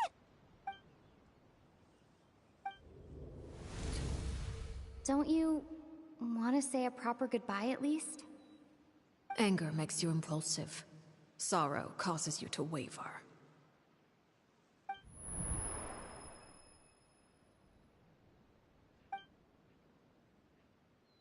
Oh, looking at that expression on her face, she seems really serious about this. Guess that means there's no chance she's throwing the duel on purpose, huh? When guests are around, families are often on their best behavior.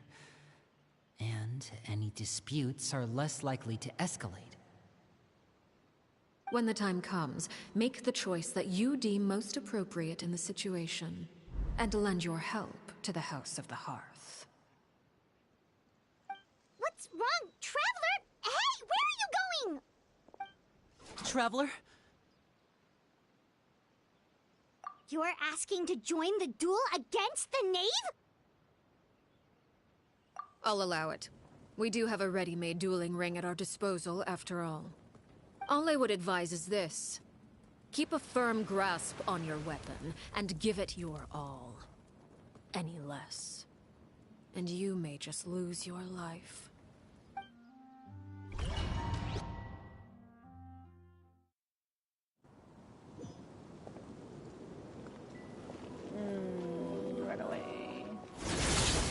No. Don't touch me. What do I do? Oh, don't touch me. Closer now. Oh, no. Shadows Why the hesitation? Written in the stars. Don't be scared. Scared of you. Watch out for Father's movements! With these rising flames. Is it my turn now? Time to go. Get away. Fallen leaves, adorn my night! Over here. Now that's more like it.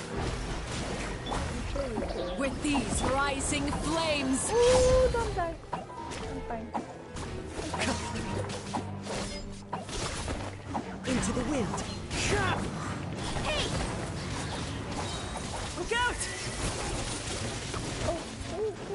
Spare your energy. No, Running is of little use.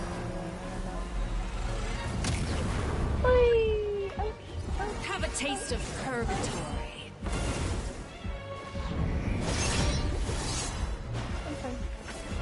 And voila!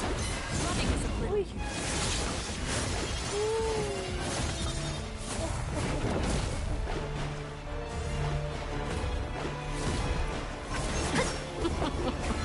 Look at me. My vision's Trapped cloudy. like a bunch of helpless Thanks animals. upon you. Father's even stronger than I expected.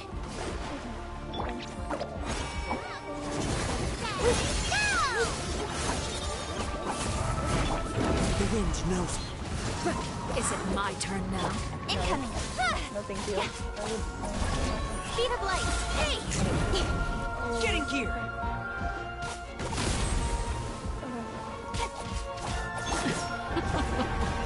Look at you. Trapped like a bunch of helpless animals.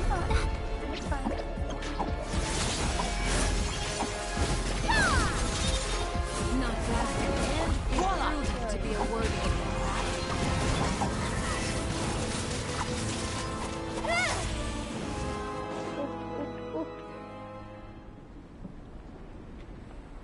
Okay, I survived. That long. I could have beaten you. Why did you let me?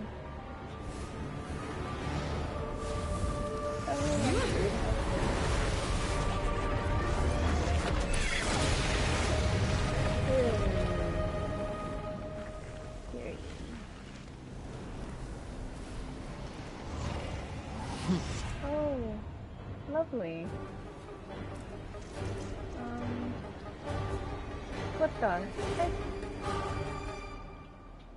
Oh, that test has been Oh gosh. My blade is all that remains.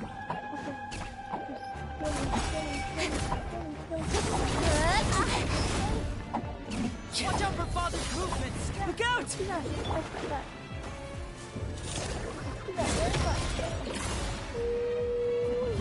delves into destiny. You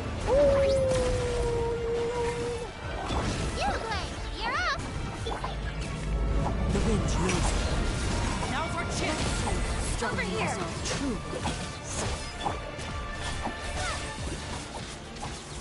Speed of light. As one with wind and cloud! Weird. Oh! Oh Lord. Watch out for Father's movements! Look out! Oh, thanks. Sometimes. Okay.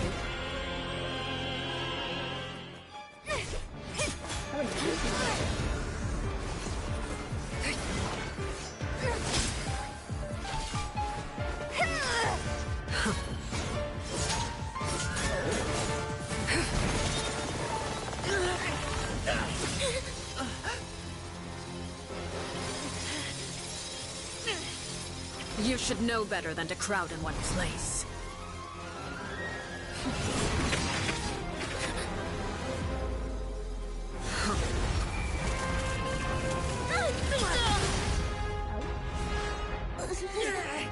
Oh, I know. No! I'm sorry, Father! Turn up the sword, I see. Oh, impressive. Sorry for what? This pitiful excuse for an attack.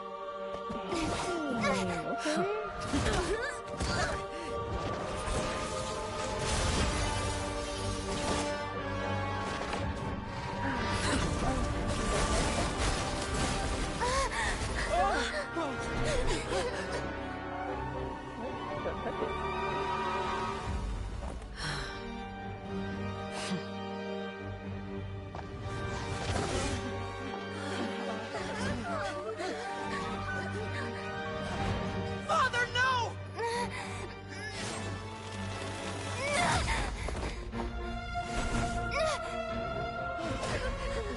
Made it out, did you? You're stronger than I expected. Oh boy.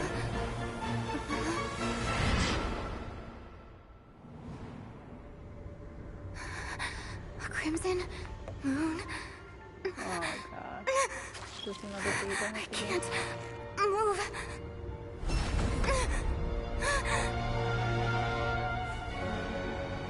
Oh, don't do it.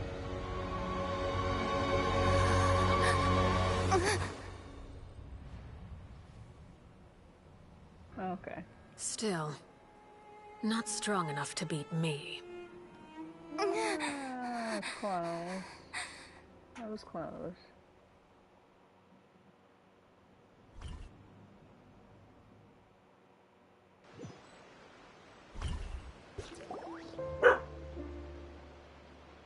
Well, I didn't die. That's improvement.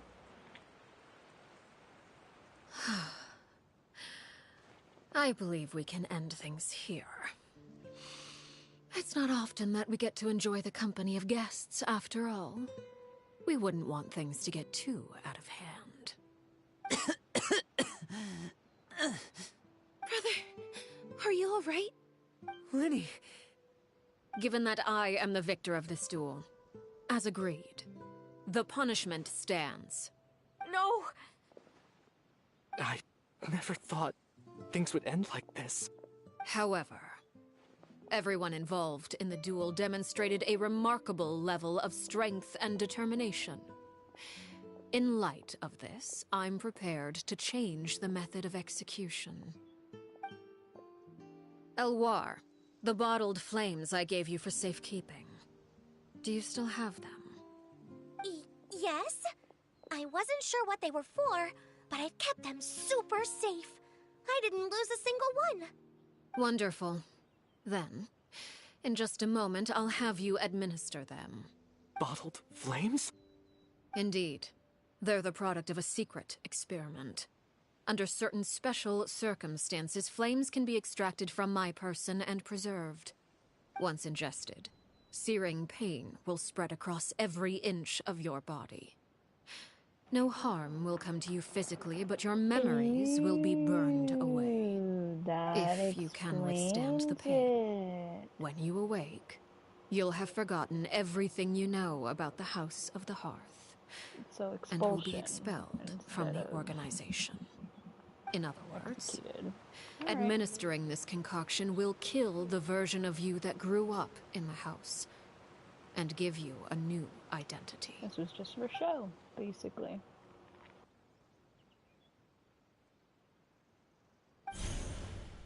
Memory is a mysterious thing indeed.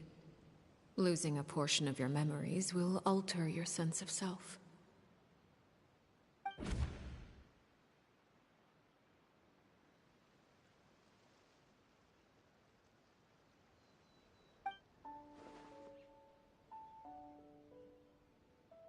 So, you're just letting us go, Father?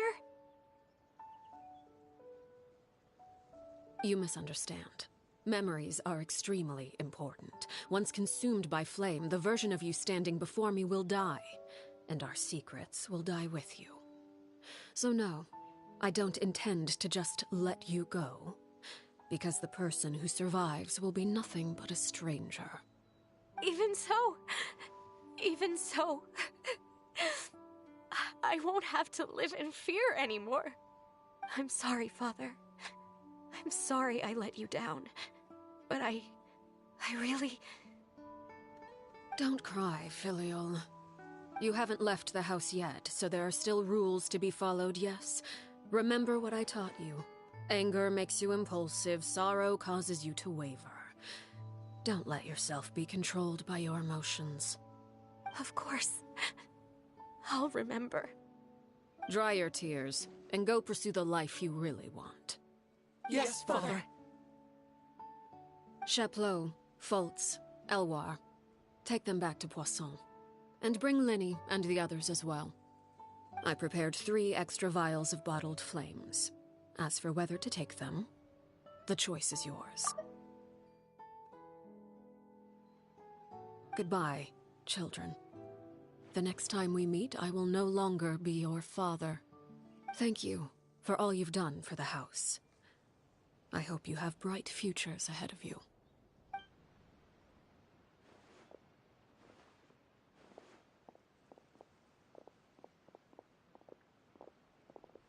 Father.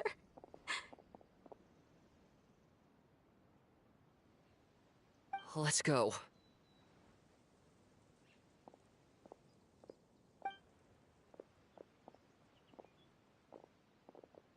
Here, grab my arm, Linny. I'll help you walk back. Thank you.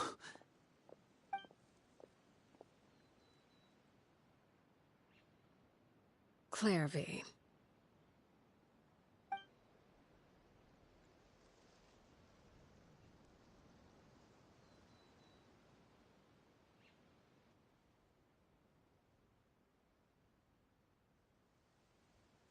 Can we talk now? I've been waiting for a super long time. You really are Perry, aren't you? I haven't seen you in so long. How come you're all grown up? Wait, did I somehow travel to the future on accident? Or am I dreaming? What a long dream. Neither. You died, Clairvy. That's what happened. You could have at least sugarcoated it a little. Look, she's done speechless. Oh. Okay then. Huh?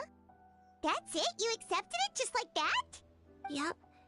If that's what Perry says happened, then I believe her. Perry wouldn't lie to me. Plus, I don't really need to know why I'm like this.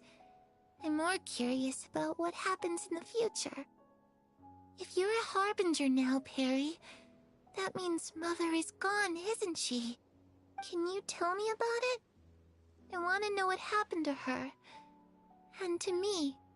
You never stopped trying to defy fate. At first, no one believed you. You could only vent your frustrations to the moon. In fact, you often sought comfort in the night sky. You wanted to see the aurora, so one night we promised each other we would go to Snezhnaya to see it together.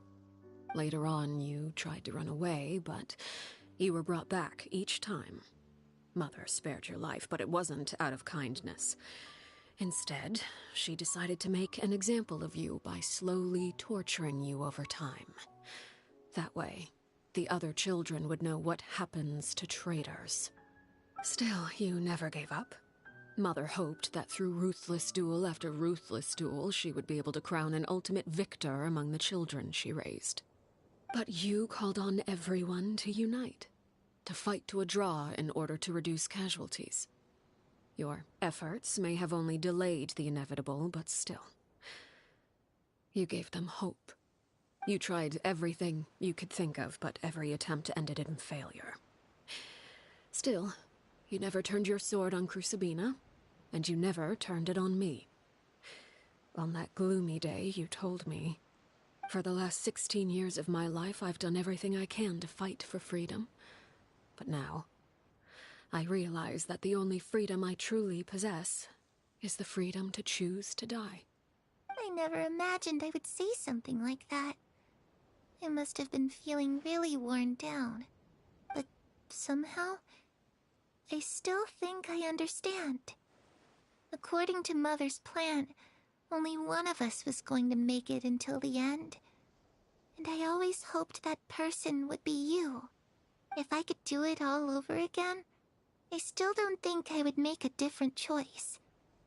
Even when I first met you, I knew you'd be able to do what I couldn't. Is that so? Even now, I'm not sure I truly understand what kind of freedom you are trying to pursue. But as the head of the House of the Hearth, and as the children's father, I've tried to give them the most basic of freedoms.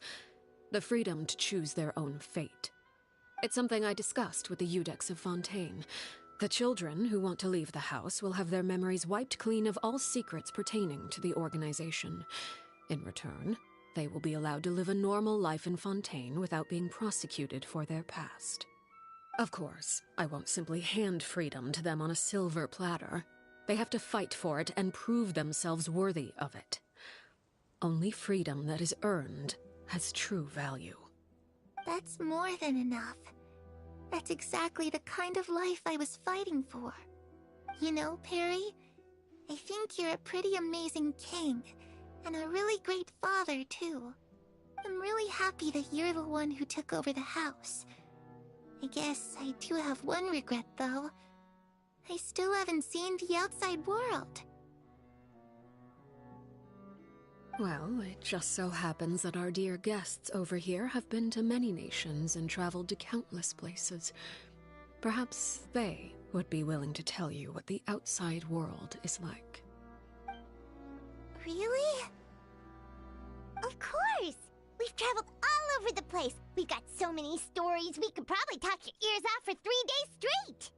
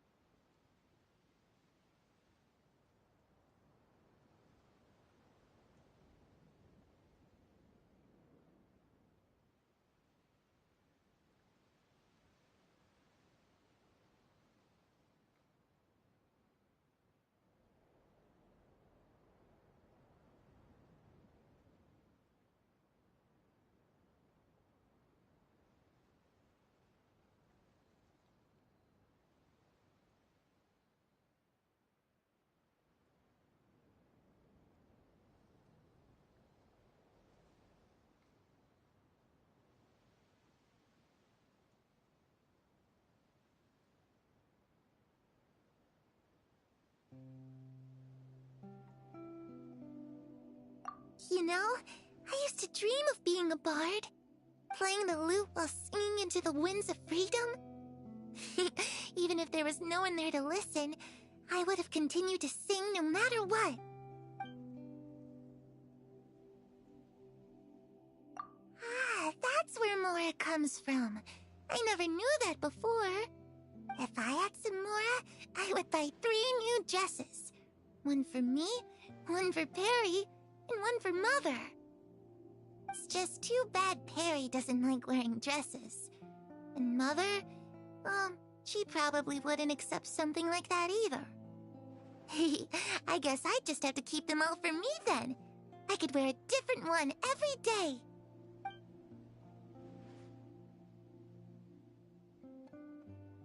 Those yokai you mentioned, what do they look like? I once saw a drawing of this one guy with horns on his head and a super scary face. Are there any yokai like that? Oh, sounds like you're talking about an Oni. Yep, we've met one, and let Paimon tell you, they're not nearly as scary as they look. I was always too afraid to skip Mother's fighting lessons. But at the academia, I bet you could do all sorts of secret things in class. Things that have nothing to do with studying. I'm just kidding.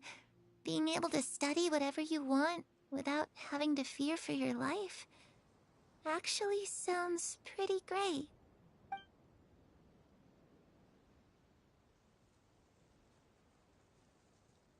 The situation was super dangerous. Lenny and Lynette were accused of committing a crime, and they were going to have to stand trial at the Opera Epicles. Oh no! That must have been hard for all of you. What happened next? Don't worry, we were able to turn the situation around super quickly, all thanks to Detective Paimon, of course. How'd you do that? Come on, tell me. Okay, so it was like this. After the failed magic show, we rushed to the scene and...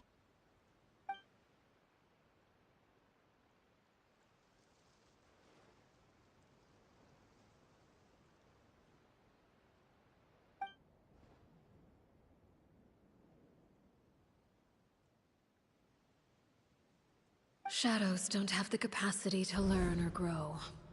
Any new information they encounter is quickly forgotten over time.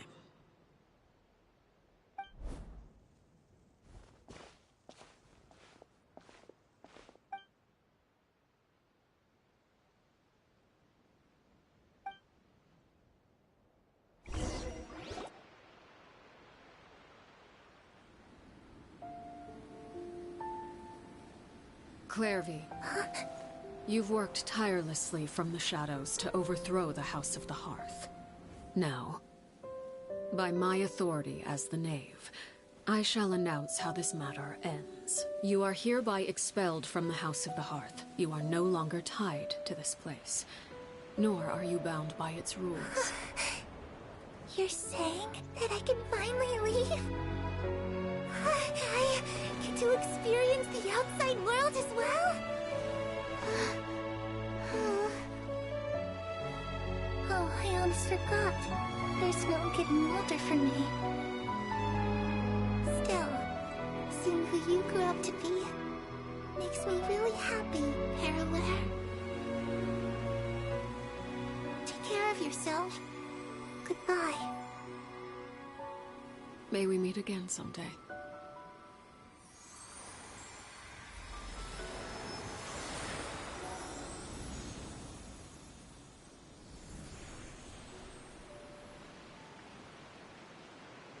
Clairvy. She left so soon. Paimon didn't even get to finish her story. I also have certain sentiments left unsaid. I wanted to tell her that the aurora I saw in Snezhnaya was just as beautiful as the ones in the pictures. But a shadow's memories reset at dawn. Had we delayed any longer, we wouldn't have had the time to say goodbye. Whatever regrets may linger, let them be lost to the coming of a new day. Father? It's Linny! Hey, Linny!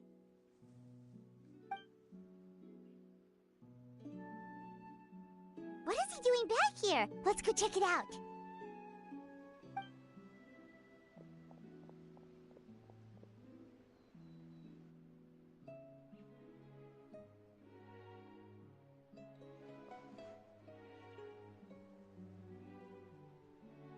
Father, the bottled flames have been administered. Filio and the others have left the house. And you? What have you decided? Thank you for giving us that choice, Father. But we never wanted to leave the house. It's the only home we've ever known. Lynette and Fremine feel the same way. They're recuperating back at the Hotel Bouffe d'été. But I decided to come back and tell you where we stood. I'm sure you're well aware of the expectations I have for you. I want you to follow in my footsteps and become the next king of the house. Yet you seem to have different ideas. I must admit, I'm rather surprised by your decision to stay. There's nothing wrong with choosing to live a quiet life. Leading this organization is a heavy responsibility, one not so easily carried by someone forced onto the throne. never understood what you saw in me. What made you believe I was deserving of that throne? You're brave, talented, and, most importantly, you cherish your family. You would do anything to protect them, even if it costs you your life.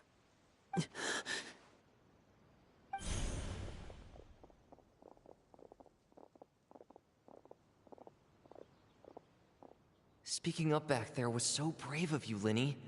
It's all thanks to you that we were able to convince Father to back down. You're a hero, Linny. Hero? Father is the real hero. Had Father gone all out during the duel, there's no way I would have walked away with my life. She must have had it all planned from the beginning, from the very moment she suggested a duel. I'm not deserving of that title. I'm not strong enough, or smart enough. You're wrong. In my opinion, all you need to be deserving of the throne is conviction, and the necessary strength to act on it. We may have different ideas of what it means to be a family, but you can hardly be said to lack conviction. What you truly lack is strength. For someone of your talent, though, that's something that will come with time. Even without that strength, you still chose to face me in a duel, even though the odds were stacked against you. That capacity to honor your convictions is what I truly see in you. Father. No one knows what the future holds, what tragedy or triumph may be in store.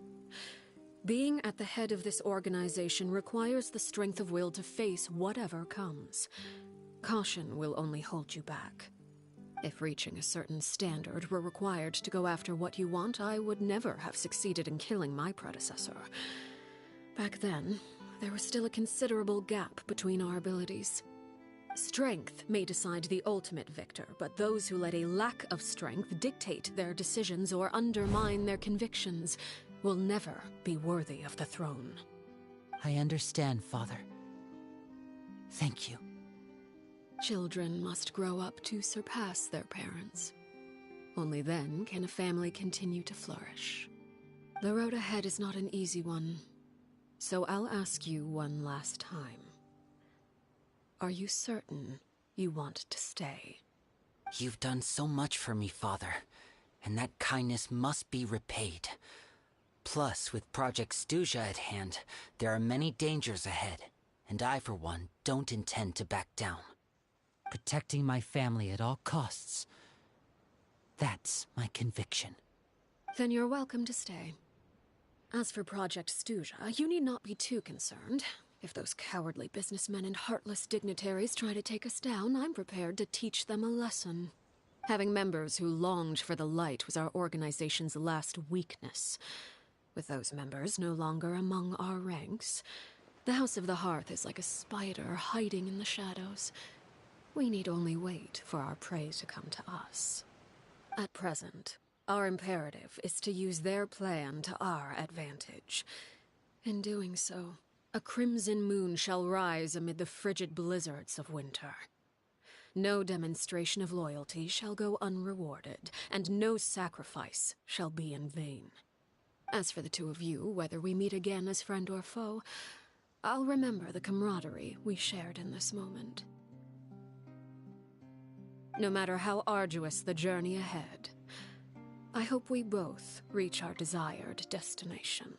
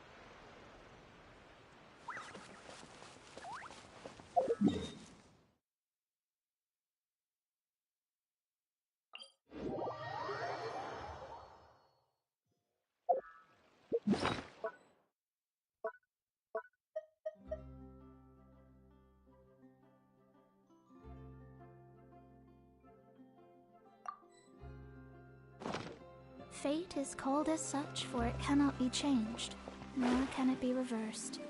It can only but be accepted.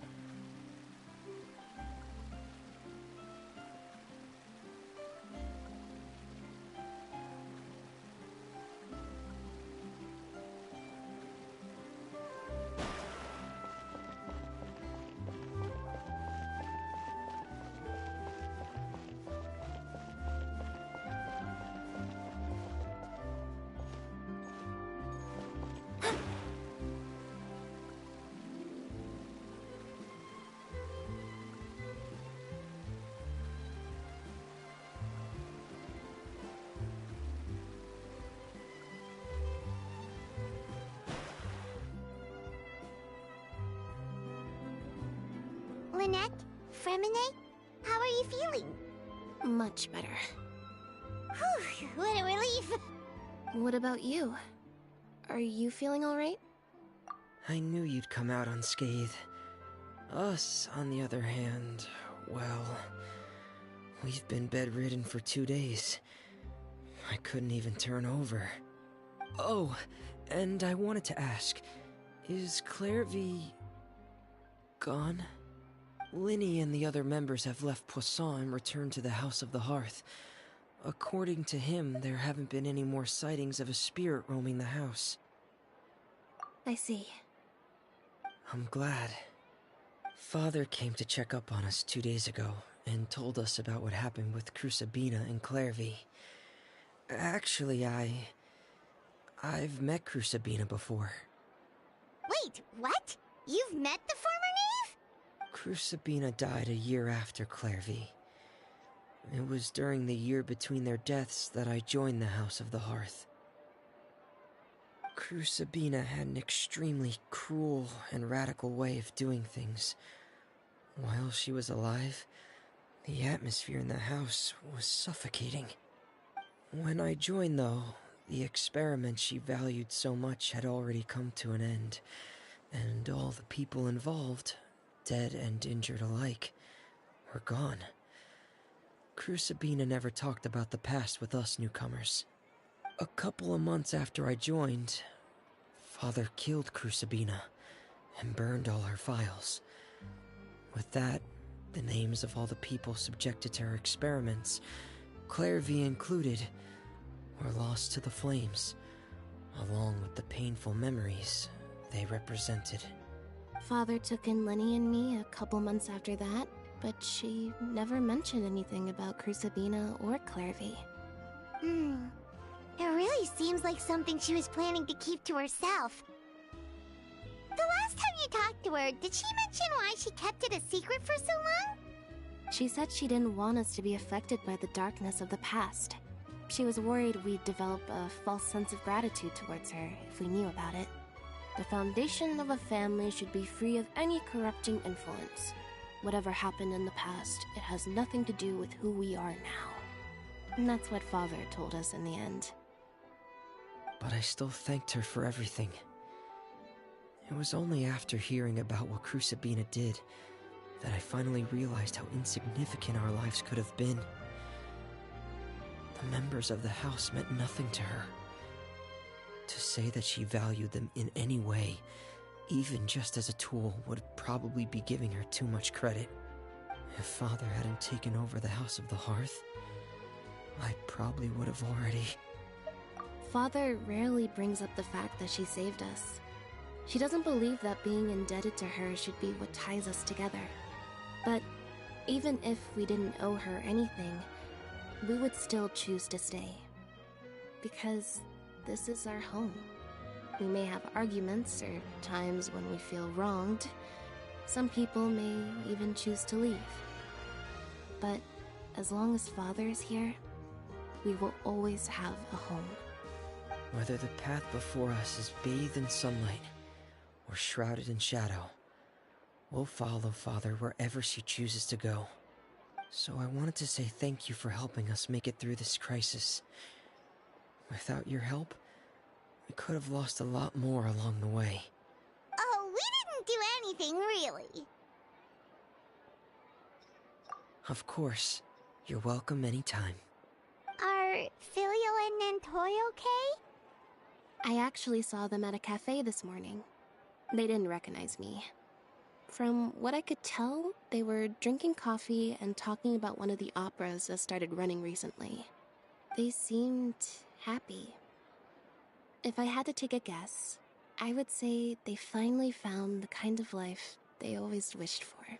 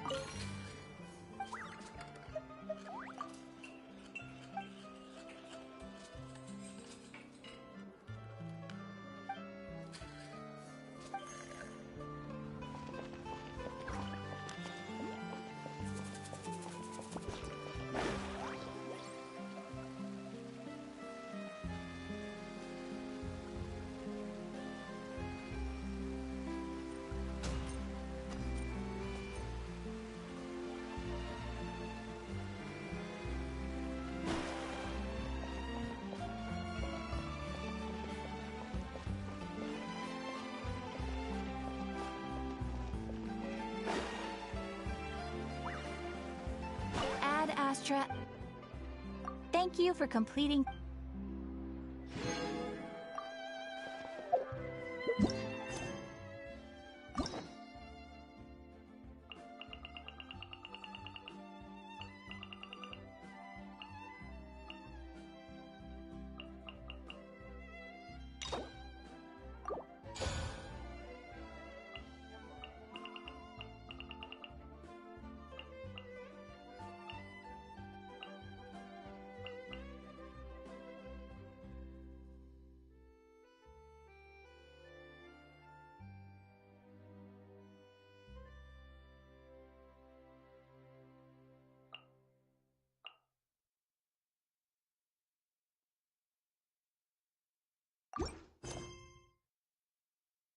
There'll be an extra fee for that.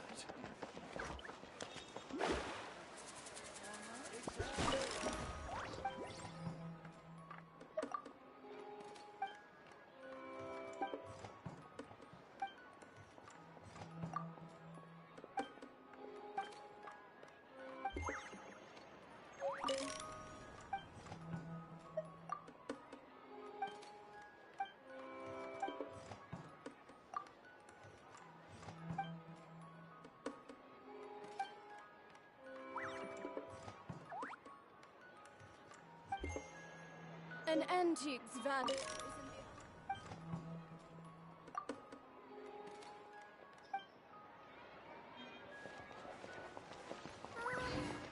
Can we put Linger next time?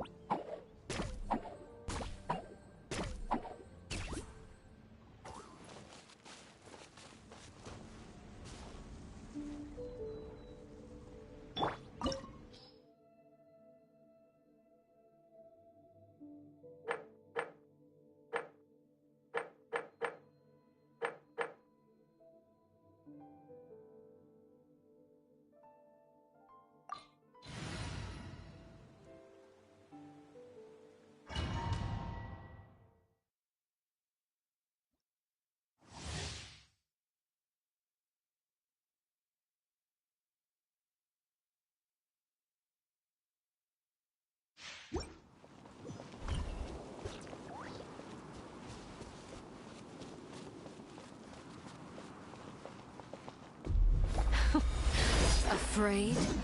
Or do you not even have the courage to be afraid? Is it my turn now? With these rising flames! Hey! With sword comes shadow. Shadows of fate. Closer now. You, Blade! You're up! Is it my One turn with now? nature. Don't blink! Hey! Cut to the chase! With these rising flames! Delves into destiny!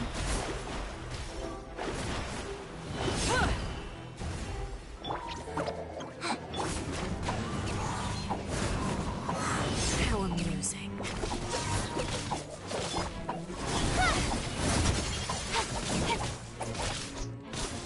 With Decided these by rising flames! Don't be scared. Clouds high. The birds call. The wind knows me. Closer now. Time to go. Nowhere to hide. Now that's more like it. With these rising flames! Let me scry. You, Blade! You're up! Is it my turn now? One with nature. Speed of light! Hey!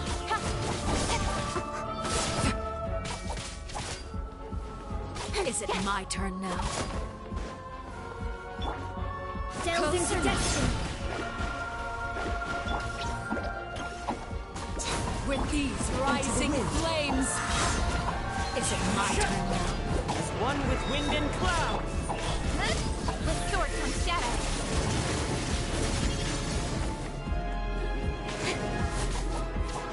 With the fall of darkness, destruction shall rise. Have a taste of purgatory.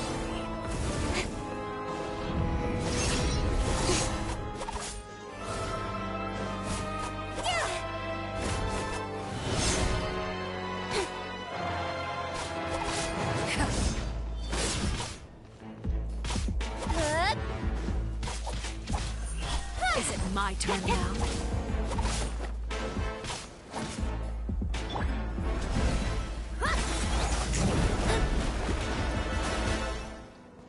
Like a fly tangled in a web. Written in the stars. Spare your energy. My reckoning has come. Don't be scared. Don't get it, you, Blade.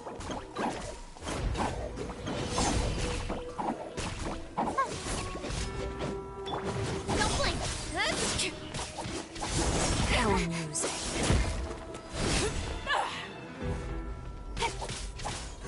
Hey!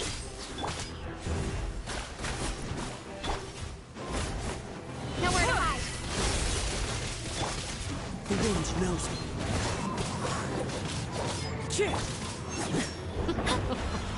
Look at you. Trapped like a bunch of helpless animals.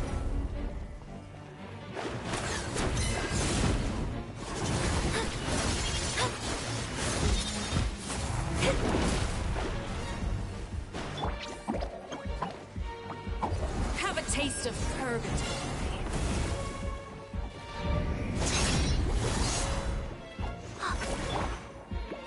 Into the wind. The countdown has begun. Let me scry. Stay put. One with nature. Hey! Cut to the chase. Is it my turn now? Spare your energy. Running is of little use.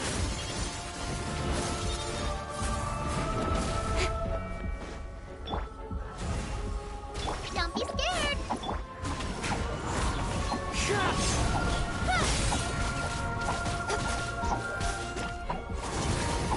How amusing.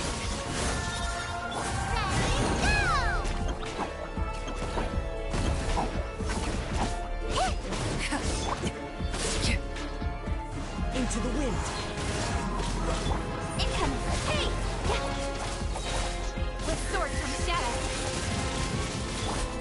gaze is upon you.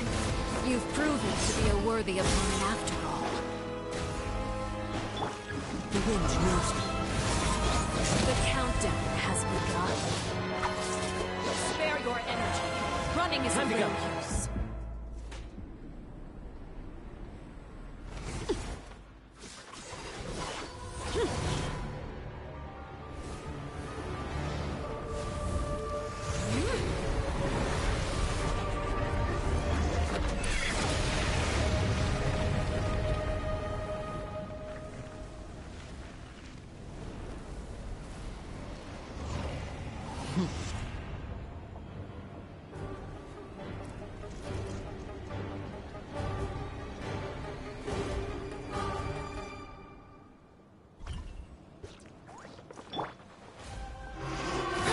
Kindness has been seared away.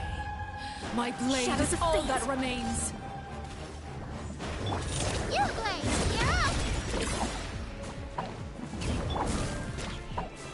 Into the wind.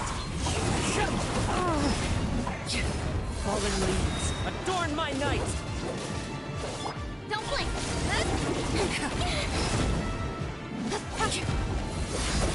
Incoming.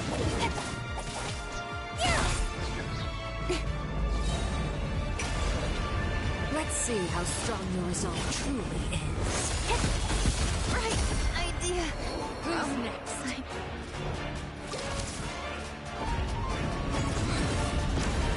The sun and moon have set. Only ruin remains. The struggle in vain. Delve into destiny. The stars. Who's next?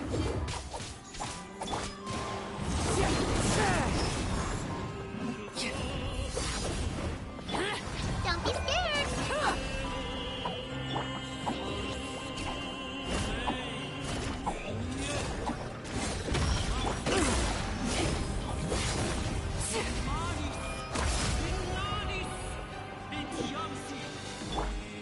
You, Blaze, you're up!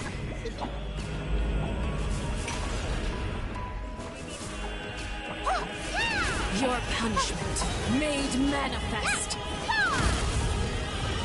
Go get it, you, Blaze! Here, easy peasy.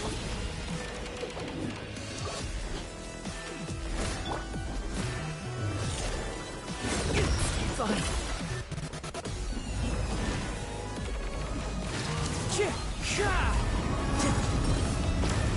The sun and moon have set. Only ruin remains. Struggle in vain. So many regrets.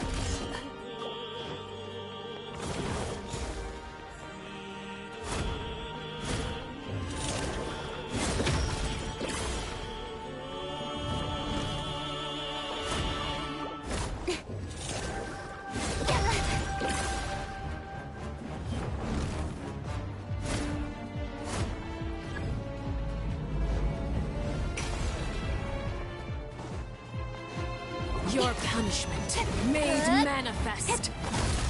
I will not.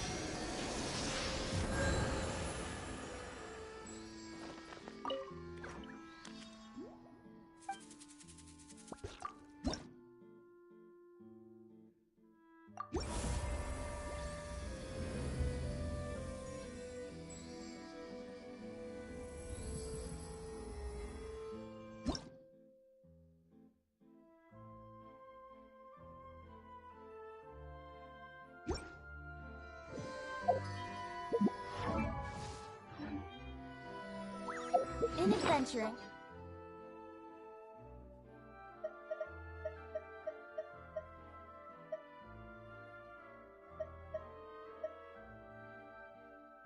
As in business, you always have to seize the opportunity while it's there.